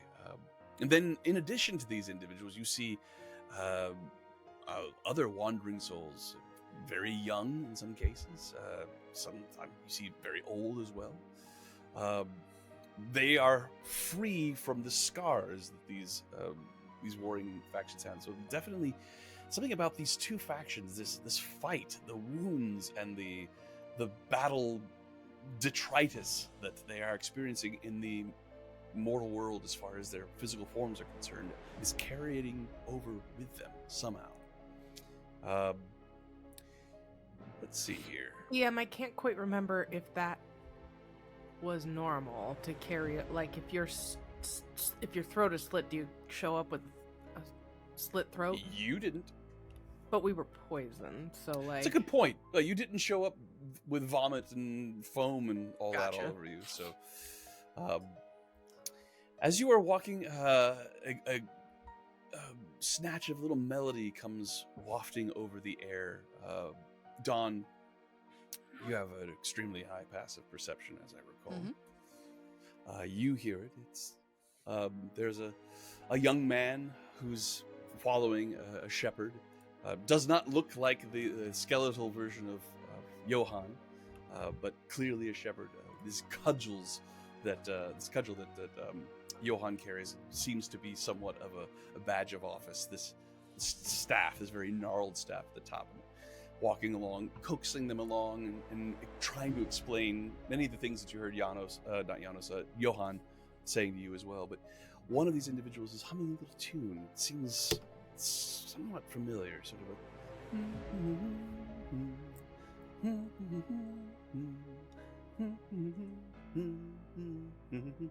kind of a march, sort of a walking song that Can goes by. I place it? Sure, make an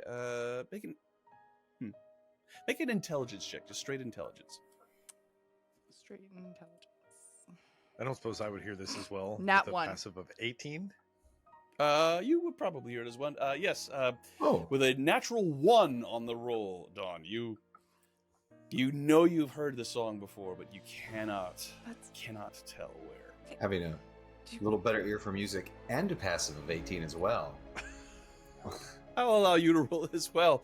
As what have you rolled, Niall? I got a 6 with Yeah. my +4. Did you roll Something a about 2? this tune. Everybody get your shit rolls I out did. now. Yeah, right? Yeah. Okay, I rolled 16. so it's just intelligence. Yes, straight intelligence. Great, so that is literally just a straight roll on the die. Mhm. All right. Come on, fish die. That is a 6.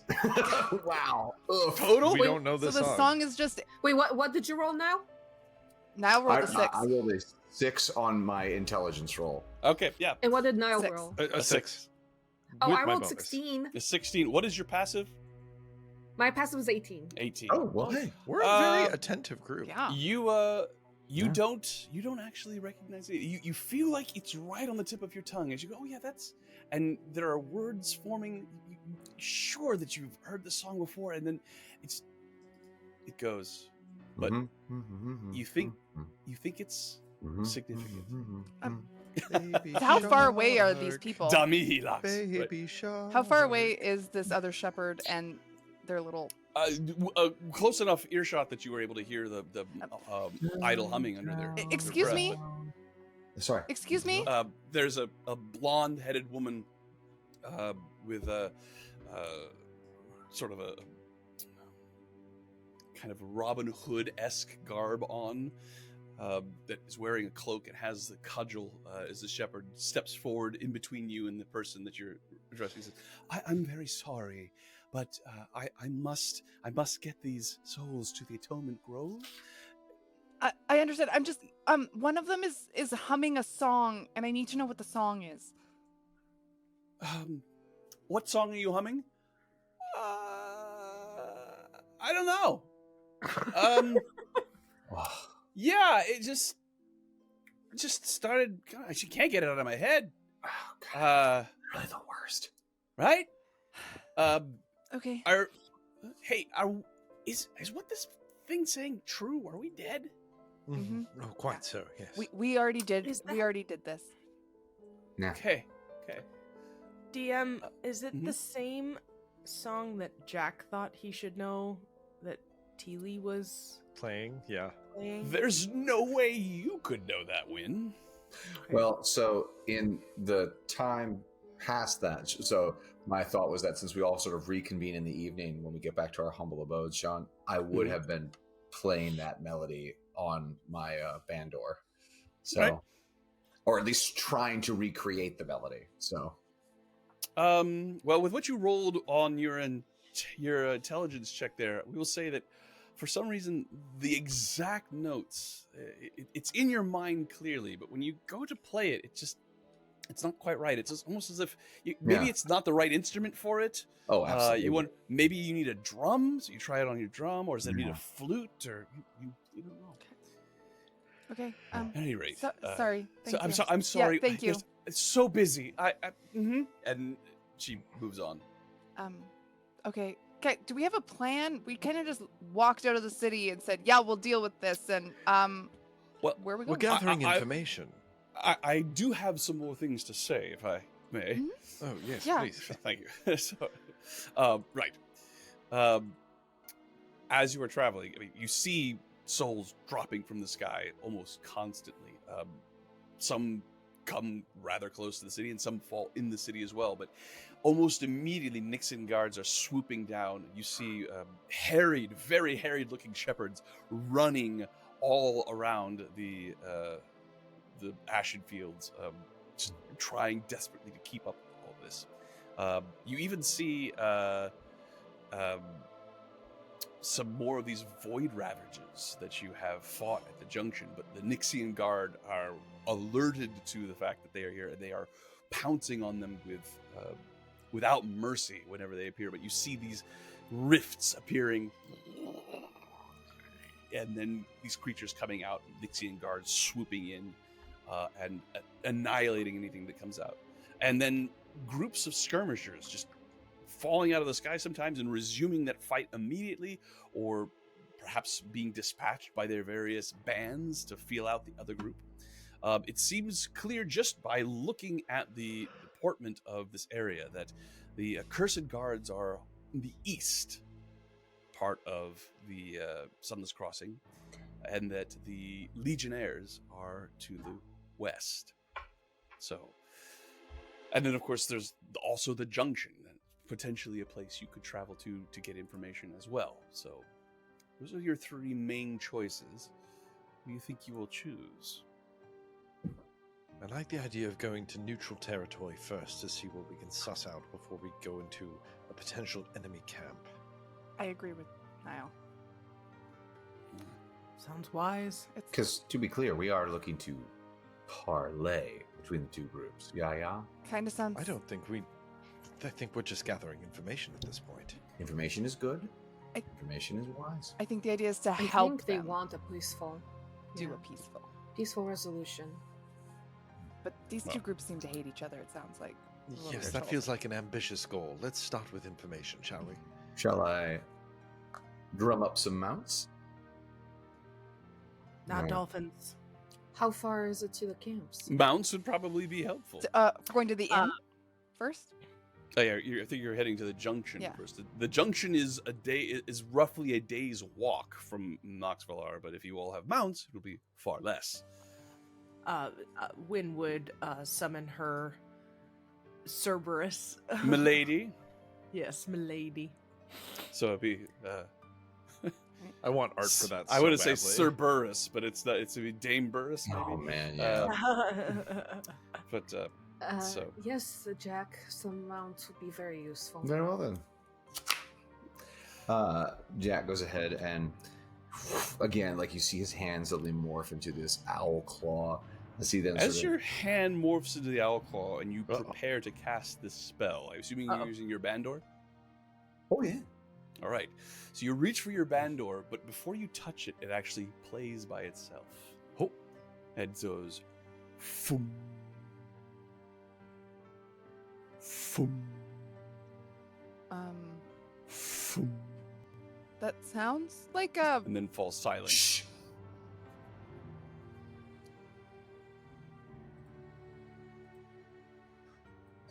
Was that intentional? Did you do that? Niall, I know we don't always see eye to eye. You seem particularly keen. Is anyone nearby? I will take a look. All Everyone right. on your guard. And if, Is this a if you don't mind, perception? I'd like to get in the backpack. We don't have a backpack. How do we not have a backpack? I've been asking that question for You days. kept telling us to not get one, so we didn't. Perception check, please, Niall. Perception specifically. Okay. Yes. 19. I will A aid Niall by 19. being like right over his shoulder. So, you are coming upon an area. The Ashen Fields are, for all intents and purposes, a plain, but there is topography. You're coming up an area where there's two hills, looks sort of a stone, but covered with the wheat and the ash as well.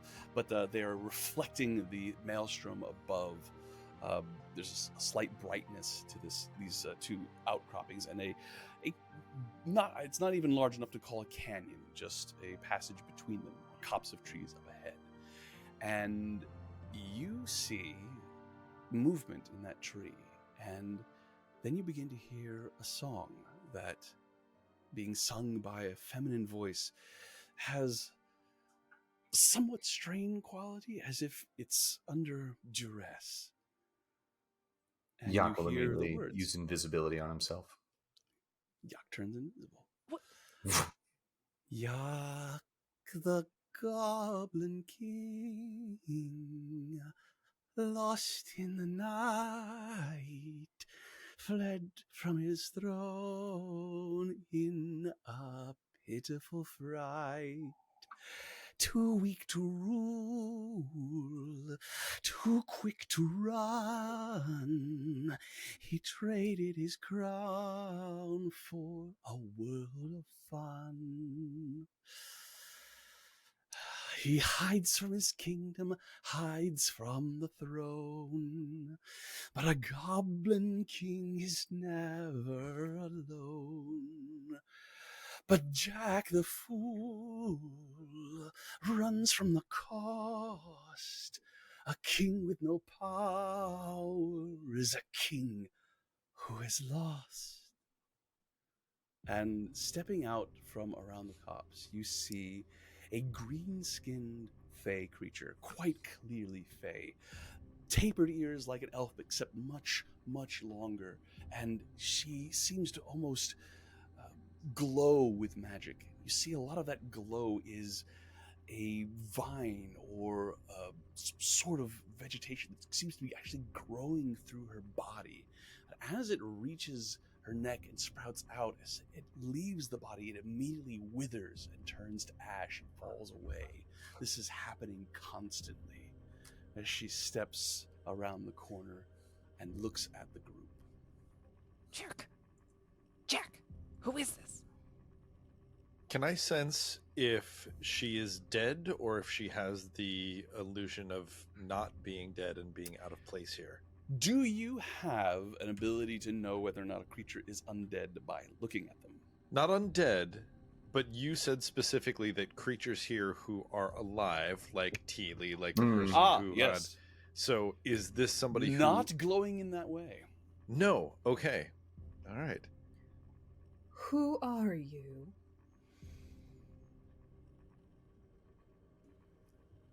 names are precious.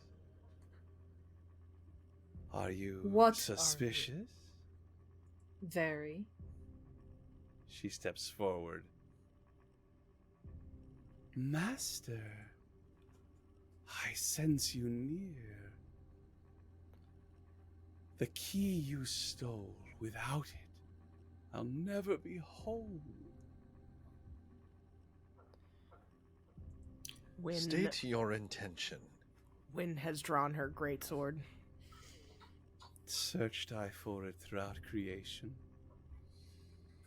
Desperate was I for its location. Jack, Goblin King, hid it well you did with your every breath. But now it calls to me, revealed by death. She steps closer, and you see that she's not alone. There are two individuals in the copse of trees with her, both of them wearing armor, and you see emblazoned on it an image of a sickle. They wear hoods, and there is a power radiating around them.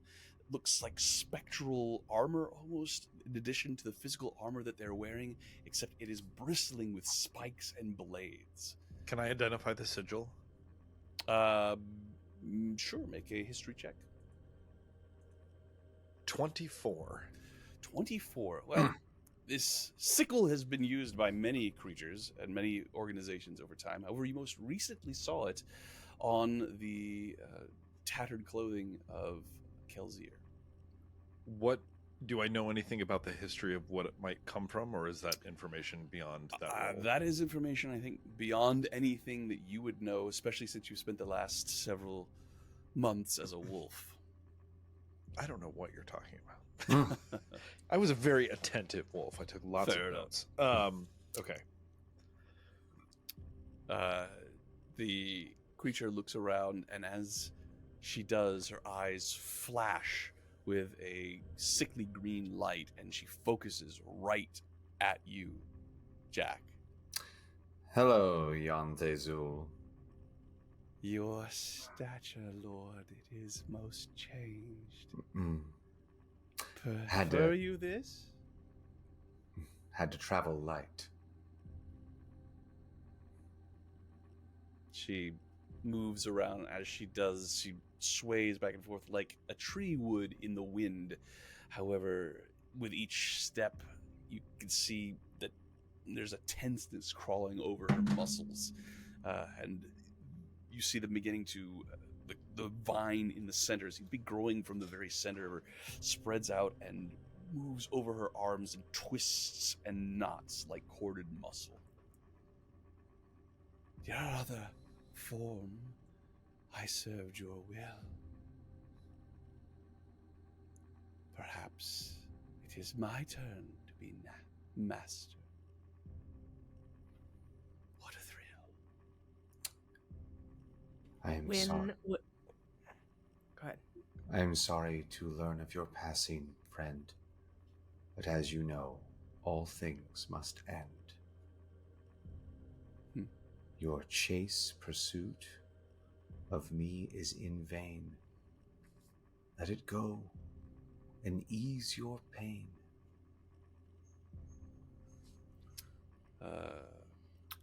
Is Jack still invisible?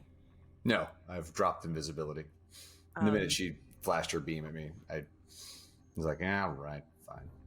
Wynn will have ridden Milady in between you and her, or at least get closer. Jack, if as he sees you go to make this movement, he'll put his hand up to stop you. He's looking to put himself between the party and these creatures. Yeah, but she doesn't. But you're win, I know. Yeah. And Dawn is She- also getting Go ahead. like really close to you, so that if something goes bad, She stretches, and you see power beginning to course down her arms and begins to Do not. glow in her hands. And she says, I traveled to a city grand. Yon Kath its name, in a shaded land. Grand indeed, with a grander king, 'twas he who taught me everything. No more by Titania's hand feed I. That pact is broken, its weight laid by. But Dorian King showed us all the way. The pact is gone, but my powers stay. And the power between her hands begins to crackle.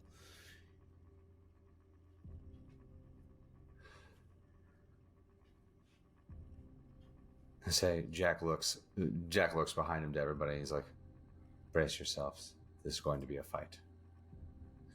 Take one more step and it will be your last. Move by and let us pass. I would listen. She'll put you on your ass. Jan Thazel looks at you and then looks towards Wynn and then looks back at you, and her eyebrow raises. A caring heart. 'Tis most plain. She shall die then. So you know my pain. And with that, we will roll initiative. Alright. Glad to meet Jack's friends. Yeah. This is Whoa. Feywild Dr. Seuss. Whoa. Look, there are protocols within the Aurora Court. Like, you just gotta do the thing, all right? Indeed. I'm holding. All right, here we go. All right, do we have tokens up on the board? We do. Oh. Yes. That's a terrible time for a nat 20. Oh, God, here they all come. Bullying. What's happened? Oh my Oh, goodness. No. Guys, what is wrong with us? I don't know. Don't worry, Where everybody. was I rolled a 14. Okay, we're keeping it real. Yeah. Alrighty. Vamp, please. I'm having some slow internet problems. No, of course. All right, Jack, what can you tell us of this monster? This is the former warden of the labyrinth. She was a dear friend of mine, and it looks like, and clearly is obvious to the rest of you, she's fallen on some rough times. She's a powerful warlock, though, so do not underestimate her. As well as, I don't know what the hell or who Wow. King Dorian is. I rolled high as well. We've got a lot of high rolls on the board. Well, that looks like What Fantastic. does she want, Jack? I took when I left my realm, I had to unlock the labyrinth and then lock it back up. I had a key to the labyrinth. It's a way in and out. She's the warden. It's precious to her. I took it. I might still have it, but regardless, it's my way back. If I ever decide to go back, though, clearly that's not really an option anymore. But I think we're ready to begin. Okay. Yeah. I mean, We're vamping. During no, it was a our great last- vamp. Yes, thank you. During our last rest, could I have taken the opportunity to give some friends some dice through my skill, Caretaker's Mantle? So this is a skill for the godless. As the spark grows, you become a more dedicated and effective steward of both in it and those who you care for. When you finish a short rest, you may tap into the spark and share its wisdom with friendly creatures of your choice within 30 feet. Each affected creature gains a special d20, which lasts for 1 hour. When an affected creature makes an attack roll, saving throw, ability check, it could choose to roll the special d20 and pick its result. So it's like a luck point. Yeah. Uh, So I would have given that to the party before we left. I will allow it. does everyone get one? Do you have enough to give everyone one?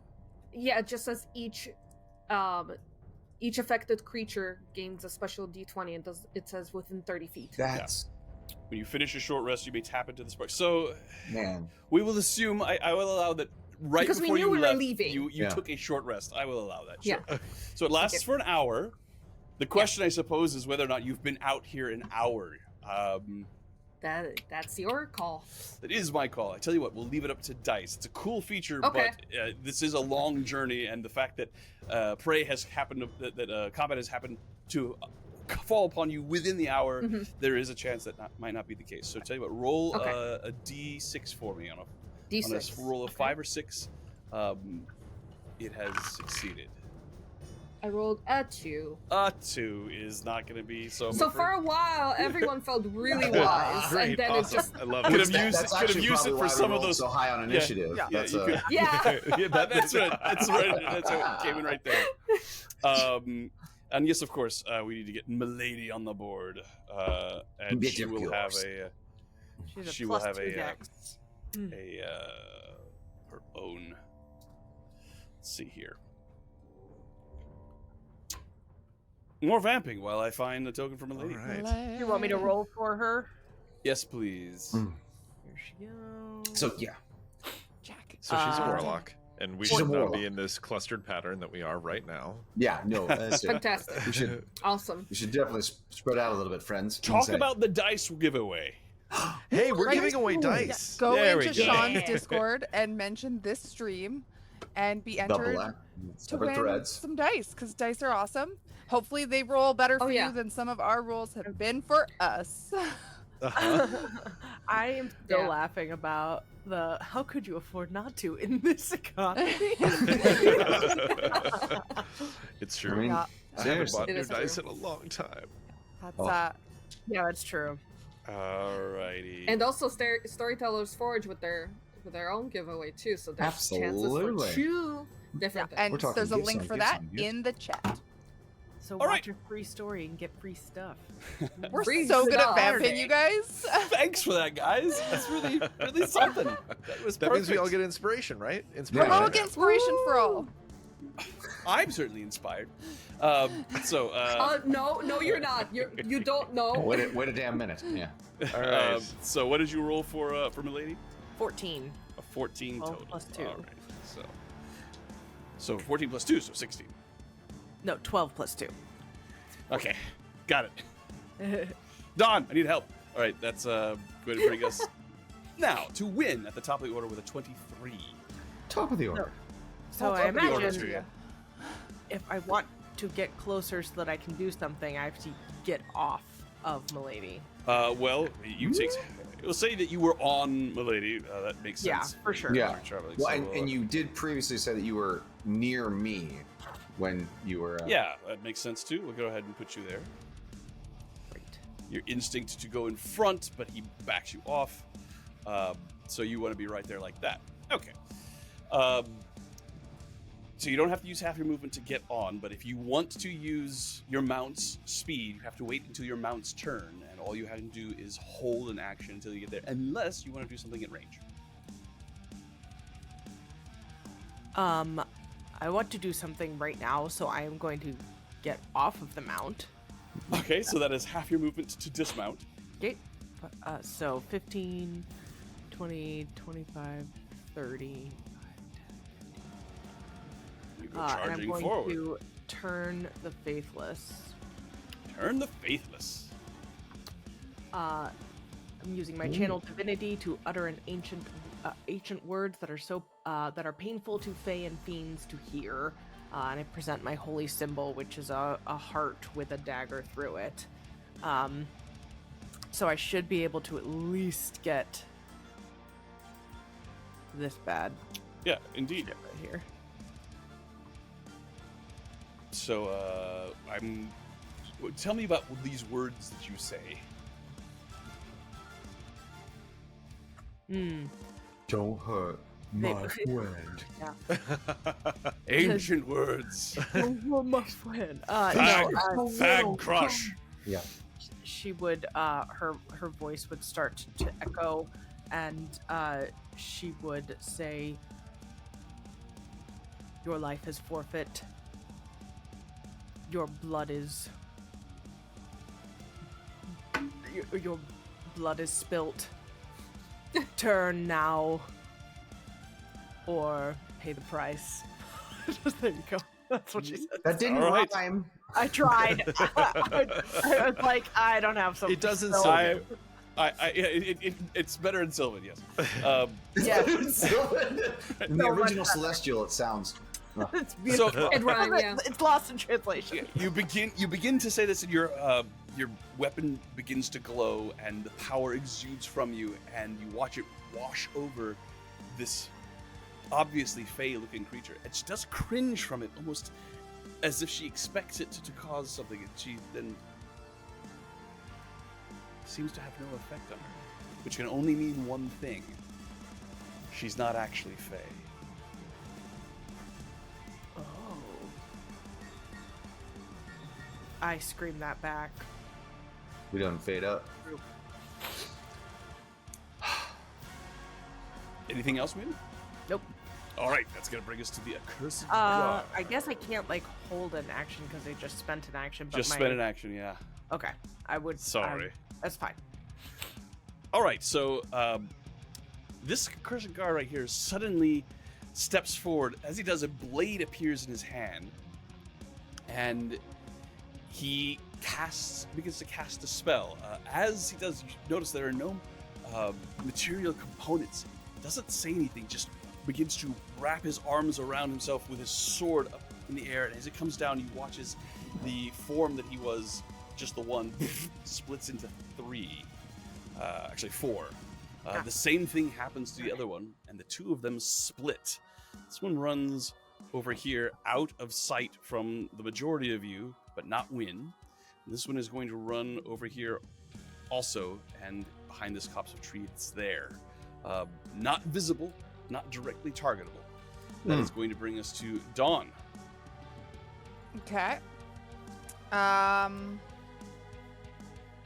When I saw them before, besides the fact that they obviously just cast something, did they look like more like melee type? Like, were they like holding swords, kind of like? Well, they definitely are wind wearing vibes? armor, and they definitely have swords. However, they both seem to be having some sort of magical protection that is. I talked about the spectral armor that has spectral spikes and blades on it. That would clearly seem to be some sort of magic. And the spell that they just cast was. You're familiar with it. You've seen Jack do it, or maybe not Jack. Niall. I was gonna say No. Niall, but Niall's been a wolf, so I guess maybe you. I've done mirror but- image. You Yeah, have? I've done mirror Okay. image. in Fair the enough. in the Okay. inn, yeah. Yeah. All right. Okay. Gesundheit. I guess I will. Oh.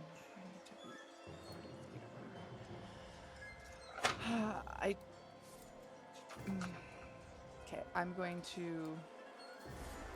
Hearing her threaten Win. Mm-hmm. I'm gonna get up closer to Win. Okay. And then I'm gonna use my action to. I'm gonna attempt to create a bond of empathy with her, and I'm going to extend out my consciousness to attempt to develop a psychic impression of this creature. Now I realize just now that it doesn't work on constructs or undead, so I'm not sure if this is gonna work because Okay. you said she's not fey, so I'm gonna attempt to tether to her psychically. Do I feel? So, what does it look like when you try to tether to her? You described it before, but I send love to out hear it again. a pink tendril of my own consciousness to wrap around the.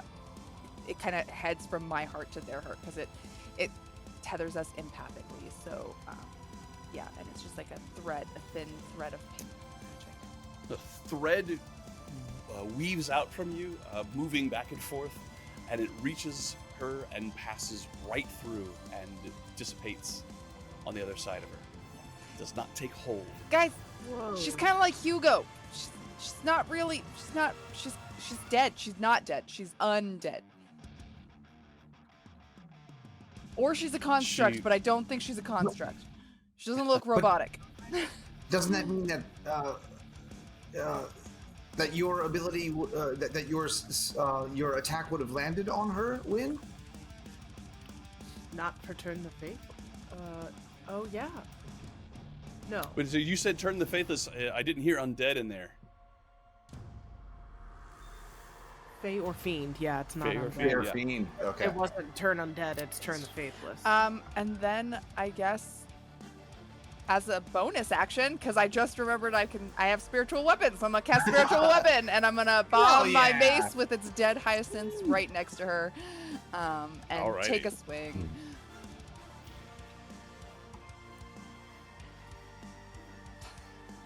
Does a 14 hit? It does not. Okay, Come on, It appears to be that's my turn. being protected by this this branch, this vine that is wrapped around her and moving. And as I said, it continues to grow over her body, almost like a circulatory system as it moves. But as it reaches her extremities and her shoulders, it withers away and dies as soon as it begins to leave her body. Anything else, Dawn? That's my turn. That's all my things. All right. Alrighty, Jan Thazel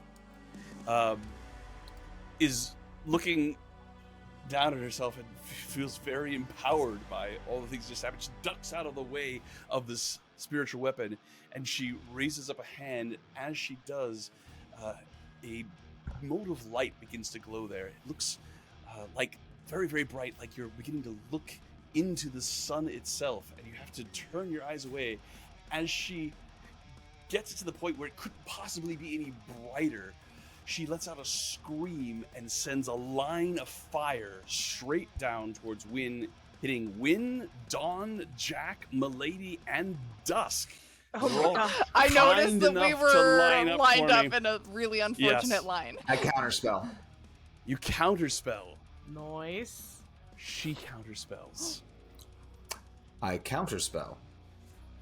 Can you do You can that? only counterspell once. Oh my shit! I only have friend. one reaction. Yeah. Oh, no. I don't. So- I don't have counterspell. You send out your, into eternity. you're spending your counterspell, and it reaches out to break the magic that she's creating, and she gives it another pulse, and it annihilates the spell that you were casting. And Well, at wall least of you used up fire the resource. shoots out. So she's going to have the effective part of it be the part that is facing to the northwest here. And I believe I can get this so that it goes out 60 feet, 20 feet tall, and 5 feet wide. And the side that is facing to the northwest is the side that the fire is shooting out of. So I need everybody who's affected by that, which is going to be all the people in that line, to make a dexterity saving throw. Anybody within 10 feet of me is getting that aura of warding, so you can take half if you, Which is like a plus to the saving throw. no, it's just gonna lessen your damage. Oh, well, that's good. Well, Don't you do also you not have a? an aura? You also have Yeah. the aura that you get to add to people's saving throws. Yeah. As a paladin. Yeah. 'Cause you- Your 'cause you aura can- is up. Everybody within 15 feet of you gets to add your charisma modifier to their saving throws. Alright, +3, but I also have, an aura of warding. Yeah, you have two Mhm. auras. Right, You Yeah. have two auras. Gotcha. Okay. Yeah. So I rolled a 20. All right. the Milady plus- has rolled a 17. So, I- but with the +3 from Yes. great, or no, is it your charisma or my charisma? Your charisma. Mine. So then that is a 20 for me as Oh, well. 20 and I'm looking for 20 as well Dusk. from me. Dusk, what did you 2. roll? Oh. A what? 2. You rolled a 2. Yes, I rolled a 3 and my dexterity is -1. So, that is a big old failure. Yeah. Huh? He watches the fire, and he watches everybody in front of you dives out of the way as best they can. However, when it gets to you, you take all of it. It'll be 26 points of fire damage. Holy. For those Yeah, of 'cause, you like she had the most time to dodge. What happened? I think for those of you who saved, it's going to be 13. And then is it halved In my- again because of warding bond? No. No, because of her warding aura. She said it halves the damage. Oh, yeah, I guess so. Yes. So 6. Sweet. Nice. Okay. So 6 damage. Cool. You Let's paladins. see. I imagine what happened is that in the game, Dawn said, get out of the line, like, because she figured it out the same way Jess Yeah. did. And then Just literally typed And it then- into the chat, and then you were like, Jess couldn't hear it. So it's specifically damage from spells that are protection guaranteed, correct? Yes. okay. Alrighty. So after Jan Thazel casts that spell, she then runs around to the other side of the wall of fire. None of you were able to see through it. Right. And it's 20 feet Okay, tall. quick It's question. 20 feet tall, yes. Lovely. Yes, go ahead. So for my mantle of spell resistance, is this a saving throw in which I get advantage? Of course. Okay. Let me try again. Wait, You got it. You got this. You got this. I nap 1. All right. So It was meant to be, clearly, as you take all the damage. Apparently, you got the heaviest armor you could possibly find. You're just not used to it. I also ended up getting like armored stiletto heels. Of for course. some reason. Yeah. So that is her turn. That is her move. Nothing else happening from her. Let's bring us to Niall.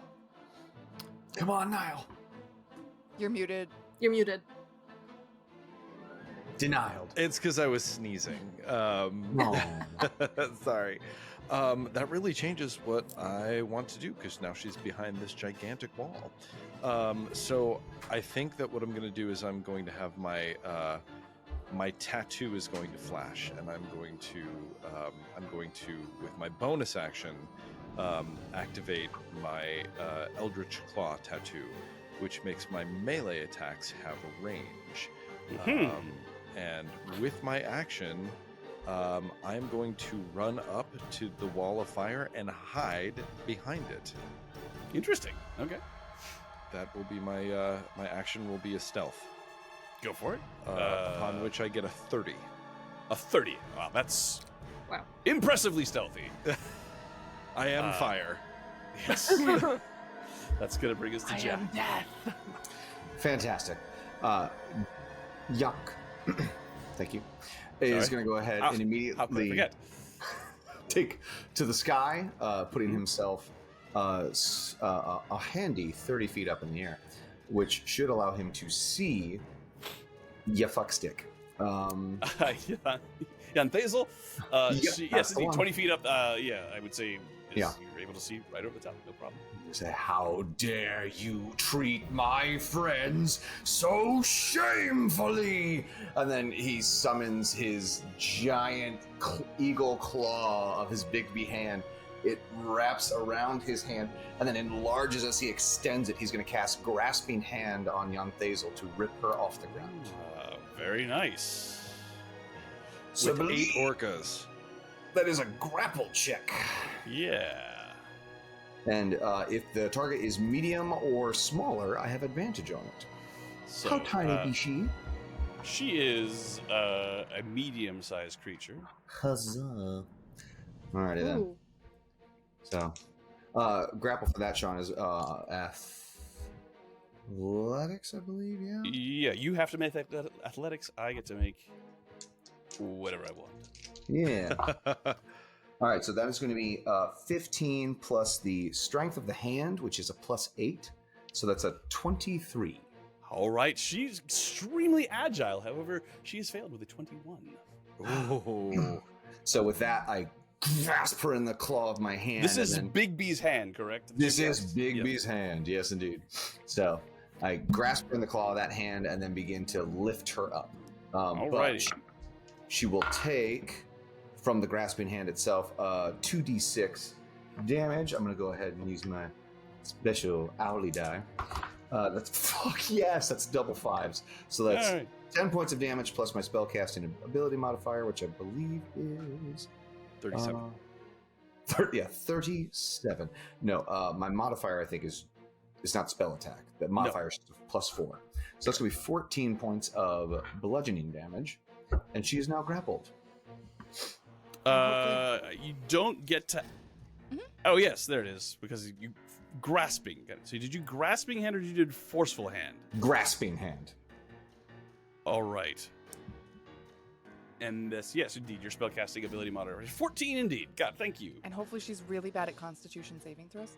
I mean, I'm hoping. She's a spellcaster. Roll that save. Let's see. She is holding on to Wall of Fire. That is Jack's action, Jack's move, and anything else, Jack? Jackson move.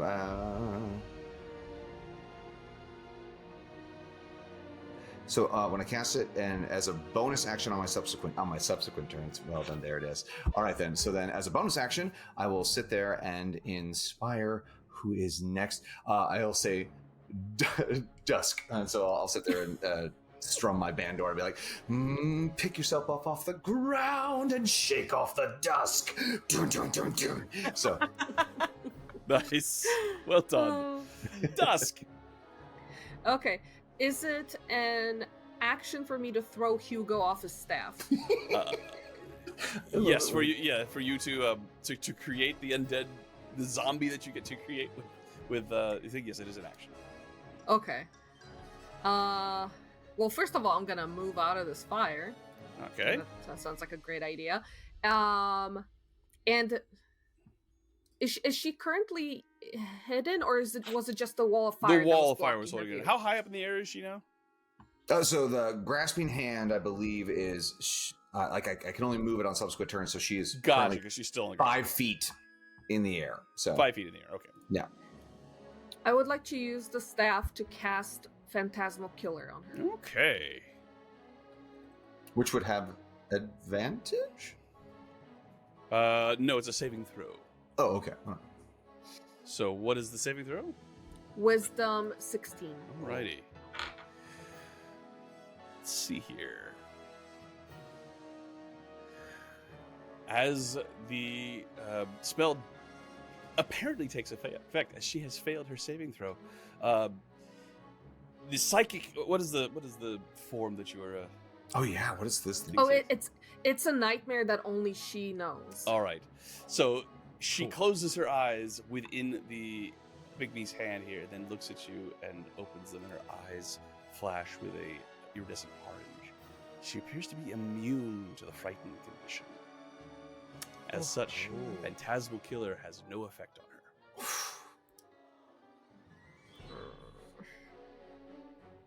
Poop. Yeah, she's poopy.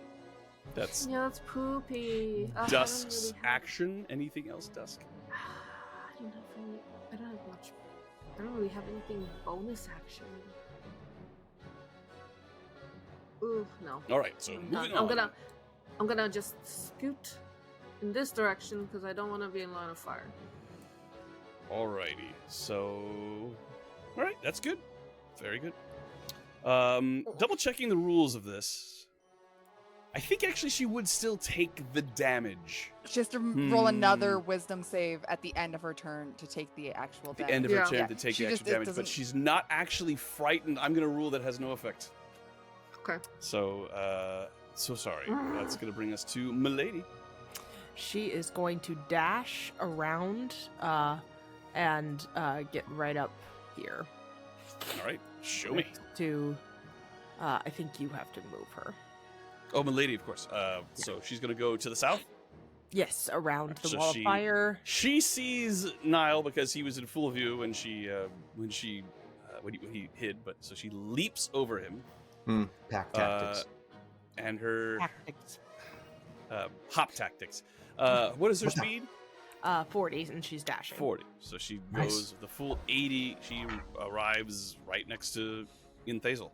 Yes, please. Okay, that is Milady's turn. Brings us to Win. Wynn is going to activate her winged boots. Ooh. And she's going to move up over the top of the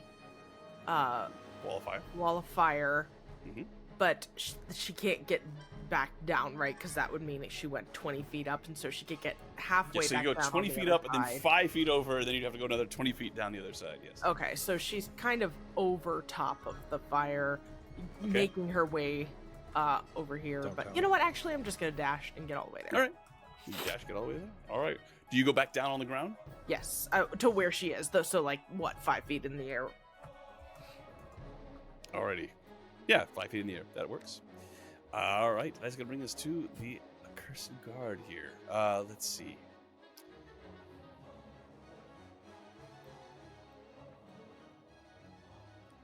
This individual is going to step out from behind the shrub where it is. Comes there, has full view of Dawn there, cringing from the fire. He's going to cast Hex upon you. You are now hexed. He is hexing your Counterspell. Oh, very good. Jax counterspells the hex. Looks down at his hand, takes the sword to the other hand, and pulls it out and points it at Dawn and fires Eldritch Blast. Well, okay. They go flying at her. One does.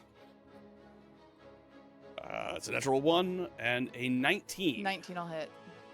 10 points of force damage. Ooh. Then he steps. Go ahead. I'm gonna hellish rebuke him Oh. Okay. for hitting me, because how dare he? So he has to roll Right. a How dex dare. save. Got That's it. rude. A dex save indeed.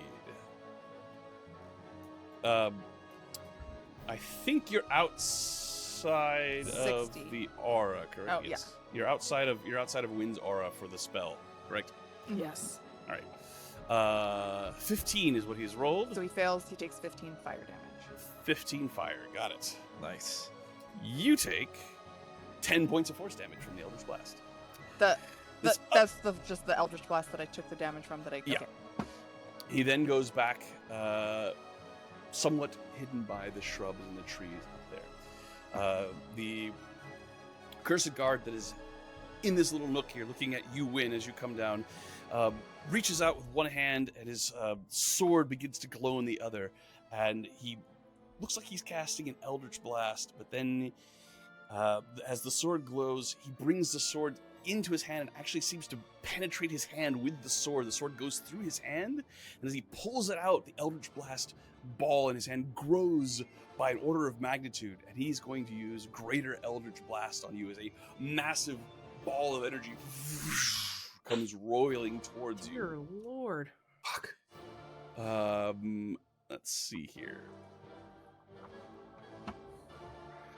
I hit AC 27. So it hits. As this ball of energy roils, it comes towards you. Oh my god. It does 73 points of force damage. What? I will say it doesn't, because it does 30. What?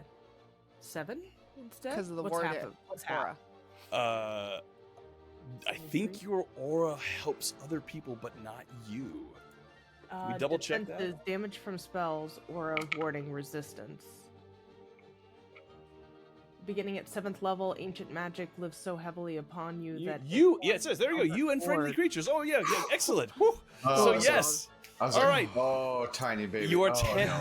your 10th level power coming into effect here as Oh, it holy does shit. diffuse a great deal of this force that roils over you. However, you are pushed away from God. Yin Thazel, as this is a repelling blast, and you are knocked into the wall of fire. Please make a dexterity saving throw. Woof, guys. I hate it. It's we're gonna TPK. 18. That is a Okay. success. Okay. That's a success. So you will take half of this spell. It's going to be 22 points of fire damage, so 11. Oh, And then halved reduced again again. because of your aura. Yeah. Oh, Your aura, man. Oh. Oh my god. Okay. okay. All right. That is that accursed guard. And as he finishes that attack, he charges forward to here. That is going to bring us to Dawn. Dawn, it's hot where you are. Yeah, and all of my friends are losing all of their hit points. Yeah, seriously. How dare you Like, guys? I am Jesus. I will say, It's I Sean's know fault, to be it fair. seemed like I lost a lot, and I did, but it might be less than you're thinking. No, he'll win. You Yeah. still took like 40 points of damage. yeah. Like, Okay. I'm But going so did that. to step for because I'm still in the. I'm just gonna step 5 feet closer to Win, so I'm not entering the Mhm. spell. I'm going to reach forward and cast third level Cure Wounds on Win. As you step forward, you come into sight of this accursed guard up here. He is going to counterspell your cure wounds. God damn it. Hey, joking around. Why'd you have such shitty friends? yeah. And then I'm gonna send my see. spiritual weapon at that frickin' because if I'm in his view, he's in mine, and I'm sending my spiritual Right. weapon the 20 feet over to Your smack at him. hand reaches out with its healing magic, and there is a small thunderclap from up above these copse of trees, and you look and you see the hand reaching out and just makes a ripping motion, and the light in your hand goes out.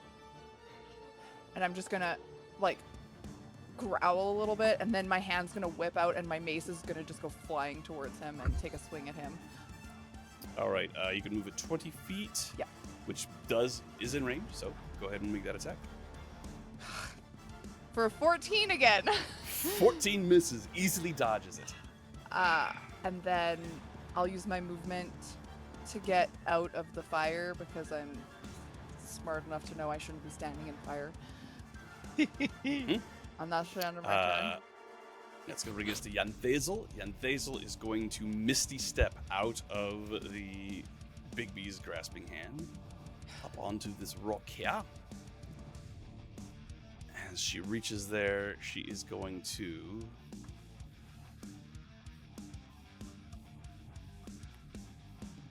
Yeah, she's going to use Abyssal Rift.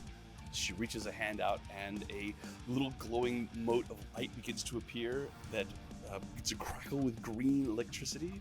And she begins to hum and sing, and this beautiful voice comes out that then gets harsher and harsher and harsher as she finishes this note with a piercing scream that echoes out between these two hills, as right on where the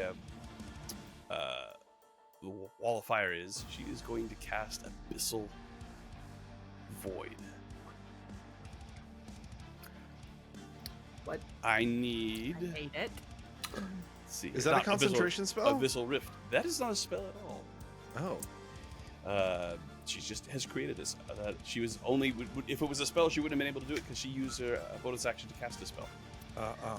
I need Constitution saving throws from each creature in that area. Sean, Yeah. if we are 30 feet up in the air, Yes. is the rift Is a... Let me double check the size of it. like is is it like on the ground? Is it There's a 20-foot radius sphere, so it's actually 40 feet total in diameter. So it's a little bigger than that. So if Okay. you're 30 feet up, it would still hit you. okay? I said Constitution, Just right? Oh my god. Yes. There we go. More like that. So a failure from Win, a failure from Dawn. Oh, And that was a crit for Moon or Milady. for Moon. Okay. Milady succeeds. A 9 from Jack. I'm gonna go ahead and I'm gonna go ahead and use my bardic inspiration that I got. Yes, the one that was floating around in the neighborhood of Velo. And that is a 9, so that brings it up to an 18. An 18 is a success. So, for those of you who succeeded, I think only Jack succeeded. Am I right about that? And And Milady. Milady. Oh, and Milady. All right, so the damage is 13 points of necrotic damage. You take half of it if you succeeded. Okay.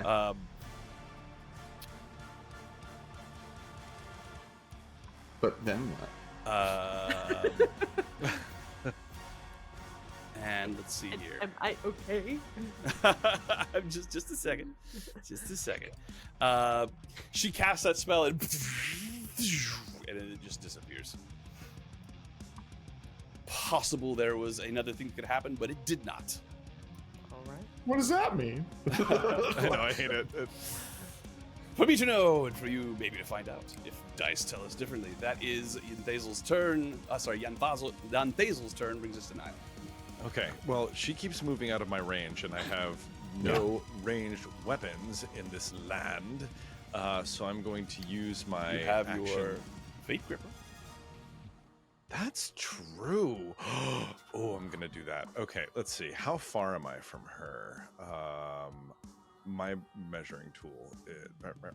Okay, so I'm going to. Thank you for that reminder. I'm going to pop out from behind the fire, and I am going to, with my left hand, throw my Fate Gripper at her chest. All right. Ooh. So as you reach it back with the intent to throw, the fiery blood-like inlay on this gauntlet begins to burn with anticipation, and it rises up your arm, and outside of your back grow two fiery phoenix-like bat wings, and you rocket right through the wall of fire. And as you throw towards her, I assume are you using it to attack her, or you're just going I next need to her? make an attack. Okay, so roll your with attack. it. So You and had it's wings the whole time? not that I knew, and it's at advantage because I am hidden. Correct. But it's mother piece of shit, motherfucker. I So- got a 14. We have to That roll is better. a failure. However, I will even on a failure, you are still able to teleport. You just still teleport next to her, but the 14 does not hit. Well, that's where I am. All right. And Uh, yeah, I mean the bonus action. All right, let's see. Shanks? I don't like that at all. That's an action spell. Mother, god damn it, shit. Well, I can't do anything bonus action-y aside from I can't really hide in plain sight. Spit at her. not right in front of her, and absolutely not. Yeah. She's looking No. right at you. You can't hide. Did you have like, Bonus action dodge. oh? No, that's not a No. thing. It's not. That's Just do, sorry. do the vampire bite. That's the good one. All right, Jack, can you roll a Constitution saving throw for me to see if you held on to Bigby's hand after taking that Oh, necrotic but damage? of course. But of course. Alright. That is going to be, so what is that? That's a con save plus my, is it just con? Just con. Yep. Alright. Oh, Just need to man. roll a 10 or higher. Yeah. I rolled 4 plus 2, which is a 6. So Unfortunately, you lose concentration on your Bigby's hand. I do. As I it do. winks out of existence from that damage. But it is now your turn. Accountant, can you turn that 4 plus 2 into 10? I mean, You're if I don't want to just out follow of the range law. of you're just out of range of Wynn's aura too. Otherwise, that would have applied as well. What's that? My Oh, the- aura. The Yeah. aura. I mean, hey. All right. So, well, that is going to change. Is it going to change what I was going to do?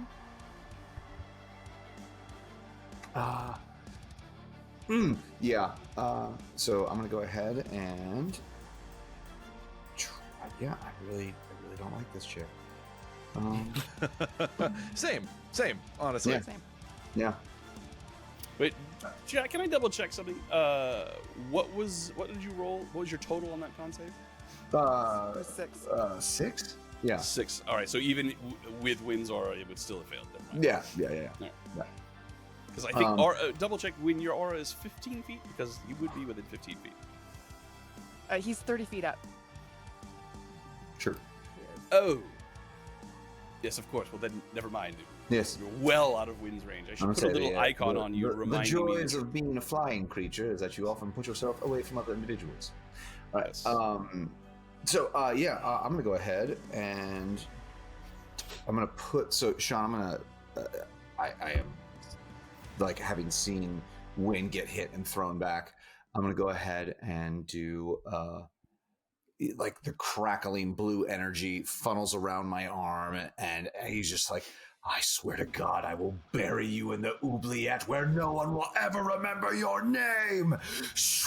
And I fire off this electricity. It is going to go ahead and hit right. I want to place it just on. What spell are you casting? This is going to be synaptic static. Right. Synaptic static. Synaptic static. You want to do it far enough It's back your that you favorite. only I hit her, think- not Nile. Like yeah. that. So, but I want it positioned in. Can I? I don't think I can position it in such a way that I get the other douchebag and not. Nile. Not in Sorry. Yeah, I don't think so. Yeah. You could. It's all right. I love my friends and I want to keep them alive. Okay, cool. So that's going to be that's an intelligence saving throw. Indeed, it is.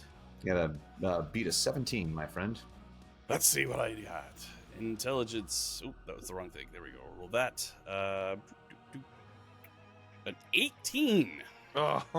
Okay. Just like So that half damage. means, yeah. So it would have been So, higher than that. It would have but been you- 18. It would have been a 22. Sorry. What was that? It would have been a 22. Oh, you rolled an 18. That's not, All right, so let's see here. Let's do. So sorry, friends.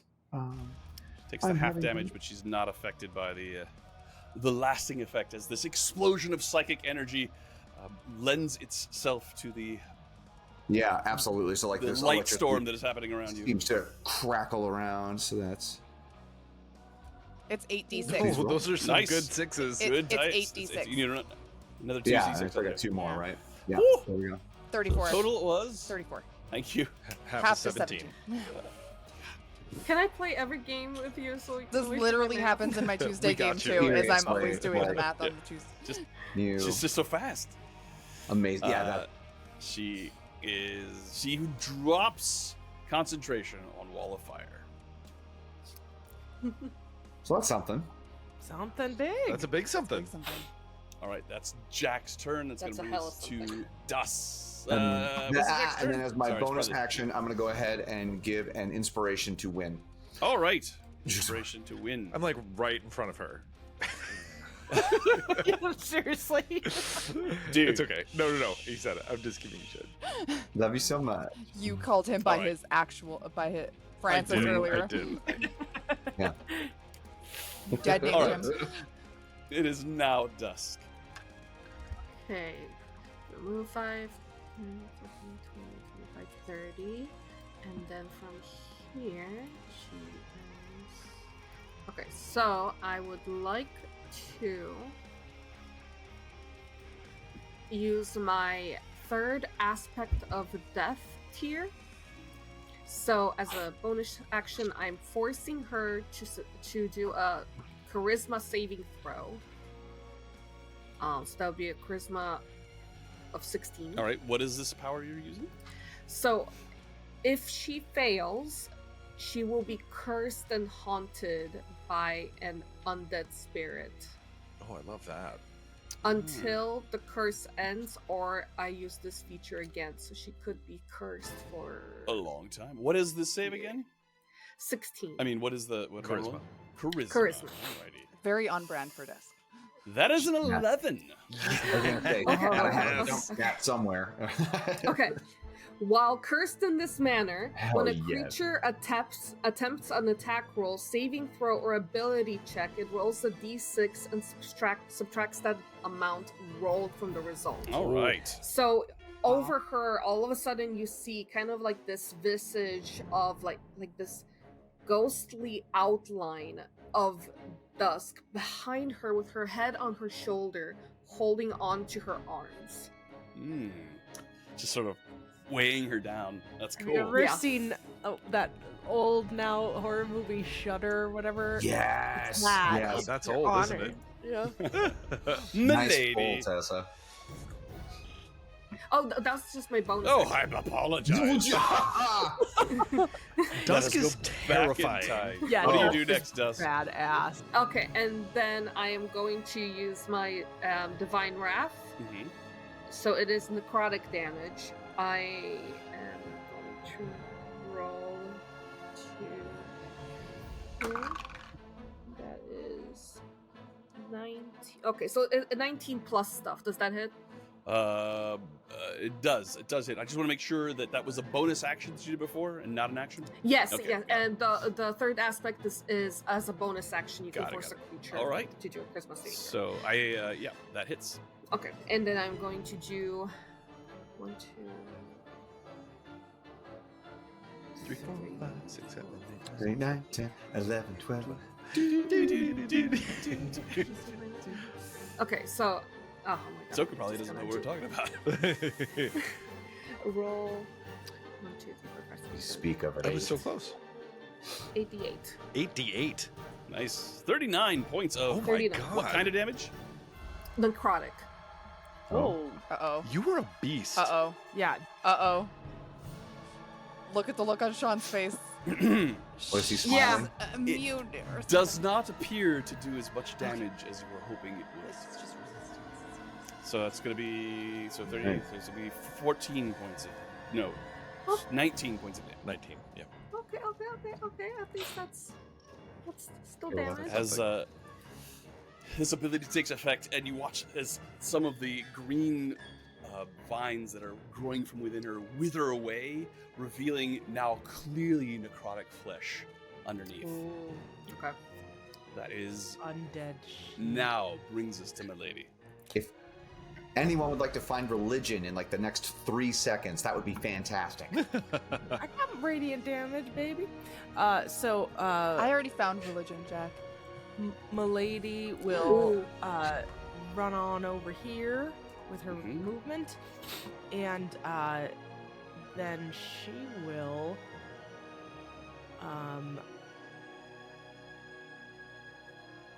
bite. Okay, go for it. Yeah.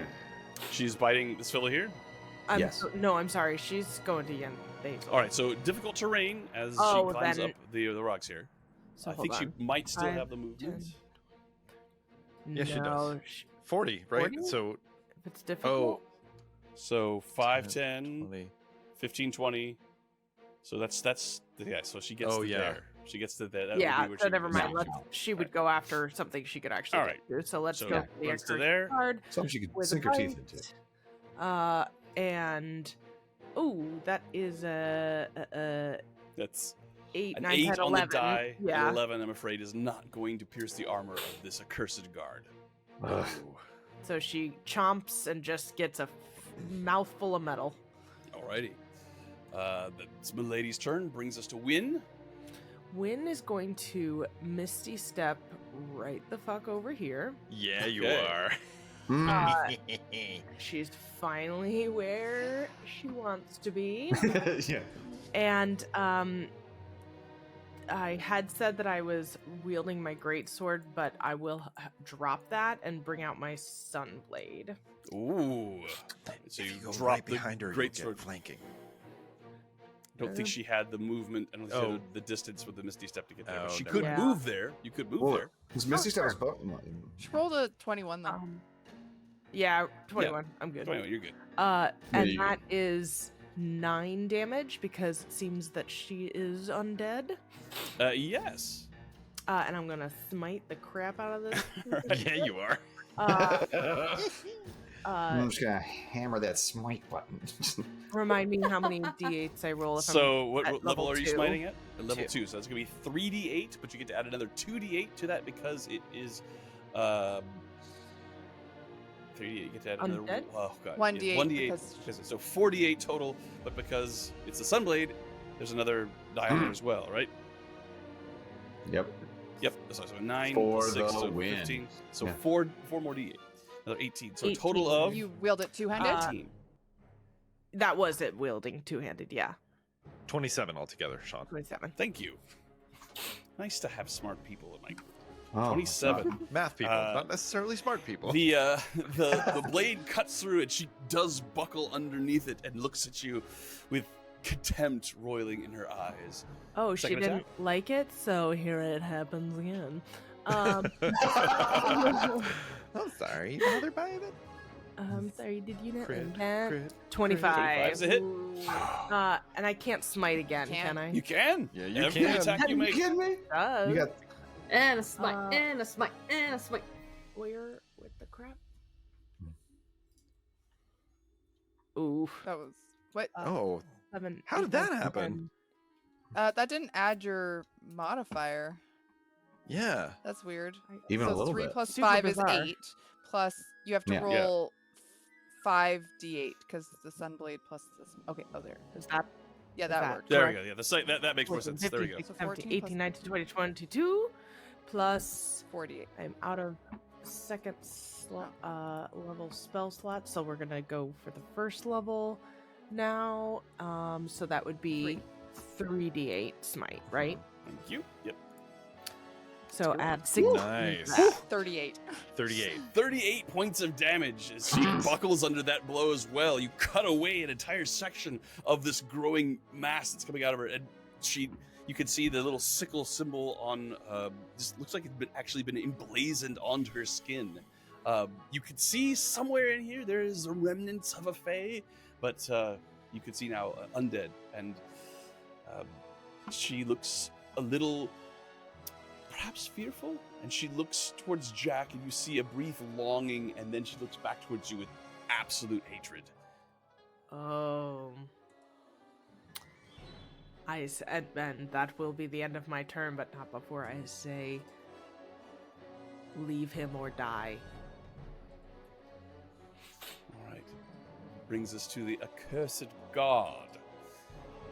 Accursed guard up here is going to step forward, and he sees Dawn.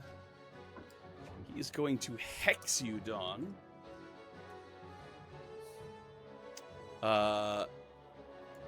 As dark tendrils of energy begin to move around your body, and you feel yourself becoming unsure about your wisdom saving, your ability to, not wisdom savings, your ability to complete wisdom-based skills. Oh, like ability checks. Hate Yeah. that. Yeah. Just that's the ability that he has hexed upon you, and you watch as a power begins to grow in his hands as well, as he begins to concentrate, taking Eldritch Blast and pouring more and more power into it as it begins to charge up. He sends a greater Eldritch Blast roaring towards you. Counterspell. All right. Counterspell is effective, and as this, I rolled a 19, as the damage rolls towards you, Jack reaches out his hand and dissipates, and it is gone. That Right. is that accursed guard's turn. The accursed guard that is right here next to Milady is going to attack twice with his packed blade. 26. Hits. I'm That's gonna. going to be Oh, go ahead. No, go ahead. It's going to You're be fine. 10 points of slashing and 14 points of force damages. Milady I leaves existence with a howl.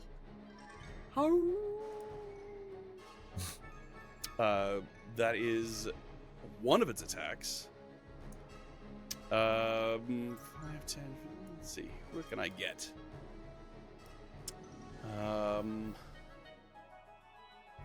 He looks up. He's going to climb this rock up to where Niall is and make his second attack. Okay. 24 to hit you, Niall. I am going to howl right in his face. Okay. And I'm going to cast Silvery Barbs on him. All right, let me roll again.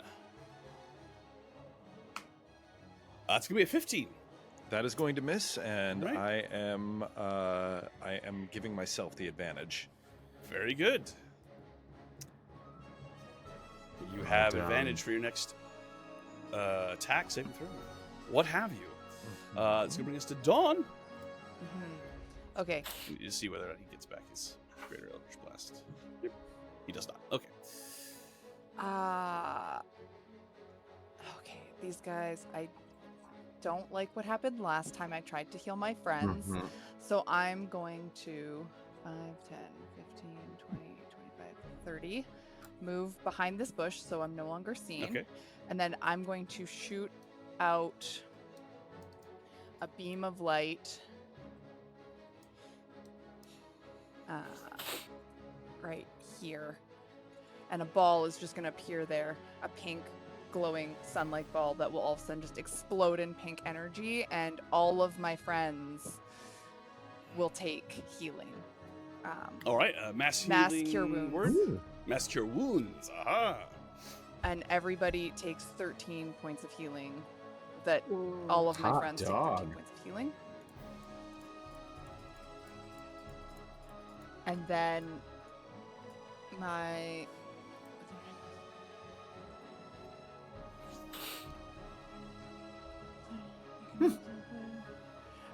I'm I going feel like a new thing. Okay.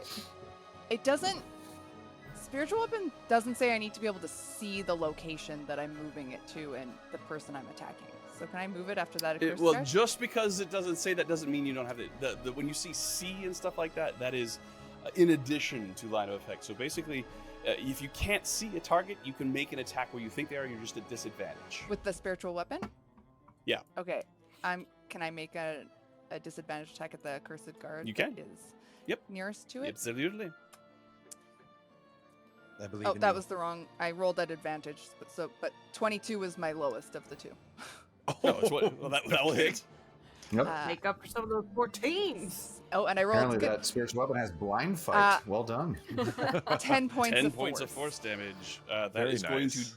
take away one of. Well, you need to roll to see whether or not you hit one of his Yeah. mirror images. Let's see here. Zoop. You don't. You hit one of him. As, Wait, one One of him. Yes. One of him. Go Steve. Nice. So Oh, you managed. So hit my Steve, knee. at disadvantage, rolls. You swings completely blindly, manages to find the one's mirror image that is actually this individual. So how much damage is it? 10 force there's damage. from up there. Anything else, Dawn? That's all of my things. All right. Those are good things. Yanthazel, looking very hurt, looks at you, Win, says, I've been here but a little time. Time to end our game of rhyme. And she begins to cast a spell. Guys, she rhymed at me. That's a 10. Necrotic energy begins to spread out from her, Oh, I hate roiling that. out from her over you, over her ally, over Nile, as she casts Circle of Death. And it affects an incredibly large area as all of you lose sight of what is happening in the center of this. A roiling maelstrom of necrotic energy that roils out. It has a sickly green look to it. The air itself seems to corrupt and wither and vibrate and distort as it reaches out to all of you. This is the affected area. Holy. Whoa. Jack, as it comes towards you, you wish you had a counterspell. Yeah. That is the coolest looking spell, though. Yeah. It It's is. I sad that it's don't gonna like kill it. all of my friends, but Yeah. I need a Constitution saving throw from everyone who's affected. All right. uh Remember, when you have a bardic inspiration. Yup. and Niall, Which is a you get to D10. add 3 for wins. or, Yeah. You need to add the bonus now. I get that. I'm. You said that the. You said that the advantage from silvery barbs can be on a saving throw. Yeah. Oh, but I automatically roll as advantage, so that doesn't. That doesn't Right. qualify. Okay, never mind. All right. I need to take that I- off. Okay, I'm sorry. So it's a Constitution saving throw. Is that what? Mm-hmm. Win rolled a 24 using the Bardic die. Bardic Inspiration. Alrighty. A 13 for me. No. A 9 from Yuck. Niall, you do get your aura from me if That it helps. That is the that Oh, is okay. with it. Yep. All right, so the damage is 49 points of necrotic damage. If you succeeded, then it is half of that. And that's a spell? I am going to. It is. My body is going to puff into a cloud of smoke and then reconstitute. I'm using my my tattoo to take half damage from that. I was gonna say, I was attack. like, wait, what? Alrighty. You also take half damage because you're standing next to Win. Oh, is this a It's a spell. It's a spell. is this a spell? Mhm. Yeah, it's a spell. So 49 halves So you- would be 24. 24 and then half is halved again 12. is 12. Jack, you are not so lucky. Alright, so the spell goes away after it is cast, I believe. I imagine Jan Thazel Yeah, didn't take It any is of a. that. Well, she took some of it. Did her friend take it? She appears to be resistant. He also took some of it. But he also appears to be resistant. Yeah. That is Jan Thazel's turn. It's gonna bring us to Nile. All right, I'm going to draw my Nixian Blade short sword, and I'm going to face the accursed guard, and I'm going to swing, but instead of striking the accursed guard, I stab it back behind me and thrust it into Jan Thazel. I'm attacking with a crit. Oh goodness! That is going crap. to be that's a Holy lot of crap. numbers that I can't. Hold on, my computer was doing. Okay, so 2. Well, the base damage is shitastic. That's 3, but my sneak attack damage is 36, so that's a total of 39 points of damage. I thrust the blade behind me, and when I feel it make contact, I twist it. All right, Hold on. 39 points of damage. There is a gasp and a as Jan Thazel falls to the ground behind you and begins to turn to ash. But before she does, she reaches out a hand and grabs at Wind's throat, and there is a burst of power. Wind falls to the ground. What is the? Herself. She killed- Whoa, wait a minute. What did she use? Can I? Is that something I can silvery barbs? No. Can I eat her soul? Who's not Win? you can't. Don't eat Win's You soul. can't actually. There is no Jan soul. Thazel? As Jan Thazel dies, she brings Win down with her, both of them collapsing to the ground in piles of ash. As Win has died, we bid farewell. We're in a fight. We're in a We're in a fight. now. The fuck? That is going to bring us to Jack. Jack. No, It's okay. She'll come back. they're not coming back. The people who Why are aren't they dead, they're not coming back. And he just dashes for the pile where Win was. So let's see here. That gives him what's my fly speed? I don't even know. I'm messed up right now. Yeah. So that gives him. John, how high is this? 5, 10, mountain? 15, 20, 25 feet to get to 25 where feet. Win Okay, so like flying. I'm at 30 feet, so it's so I'm kind of rocketing up and over. I don't know if you want to. Yeah. Yeah. So I think I've got that. Yeah. So I've got the 60 feet to make it there. So he literally just like little fey comet. the runs to air the top. the air that is brought with you as you come down actually reaches the dust right after you and scatters it out a little bit. What have you done? What have you done? And then he sits there and I'm so mad right now. Yeah. In the moments after this calamitous event, the accursed guard no longer with their commanding officer or their ward, whatever was the relationship to them, this Jan Thazel using Misty Step and their action, retreat away from the group. A few more attacks are thrown, some hit. None of them enough to bring any of you to a point of danger. They make their way back towards the accursed guards' encampment. And this will be where we end our session tonight. And we say goodbye to Tess, who got a gig and will not be able to join us for the rest of the campaign. Oh no! We bid her a very fond farewell, but man, a gig. What is the gig, Tess?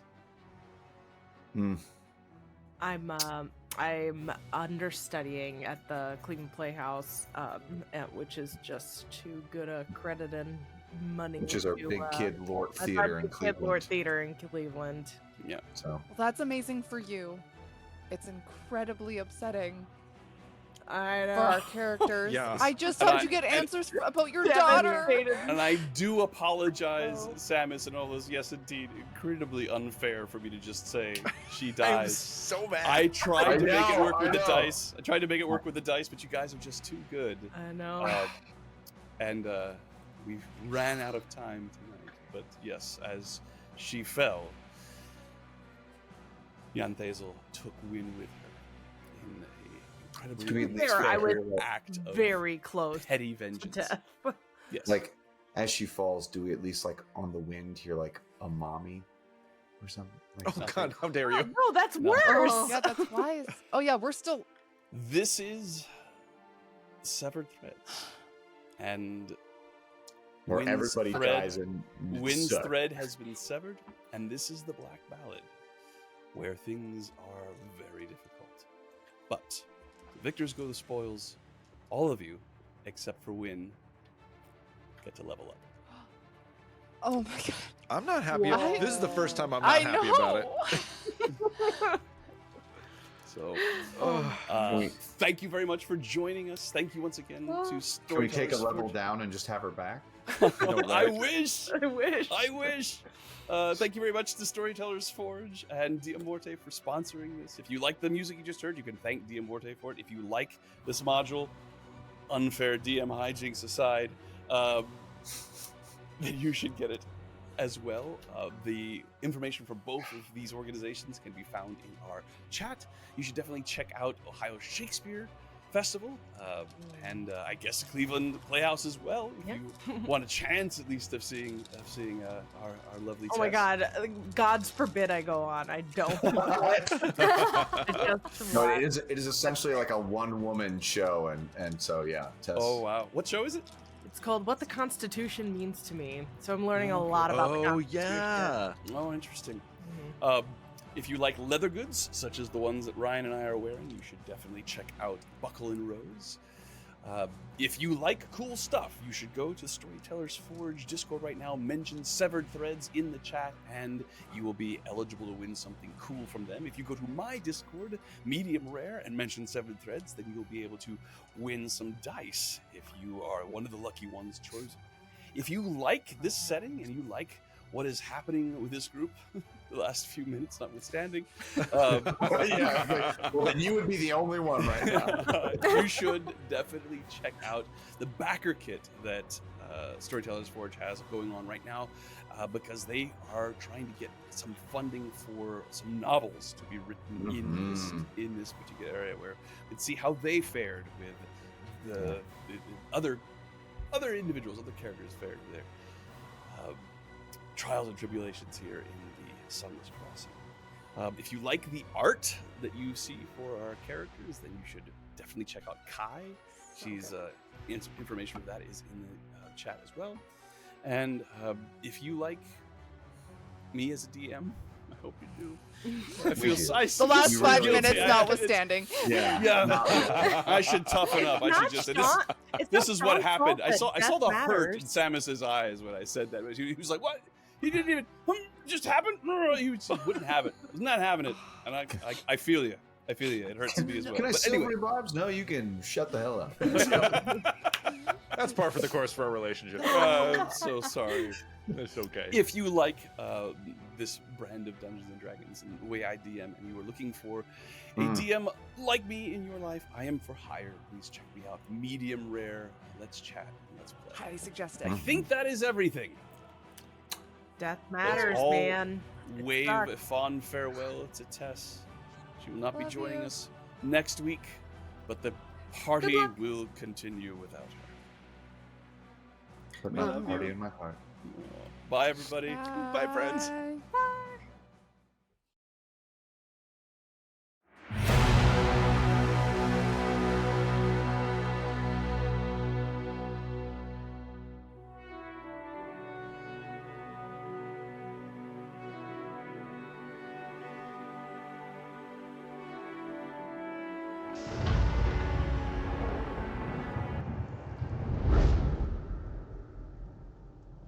Can any truly explain to me what it means to be divine?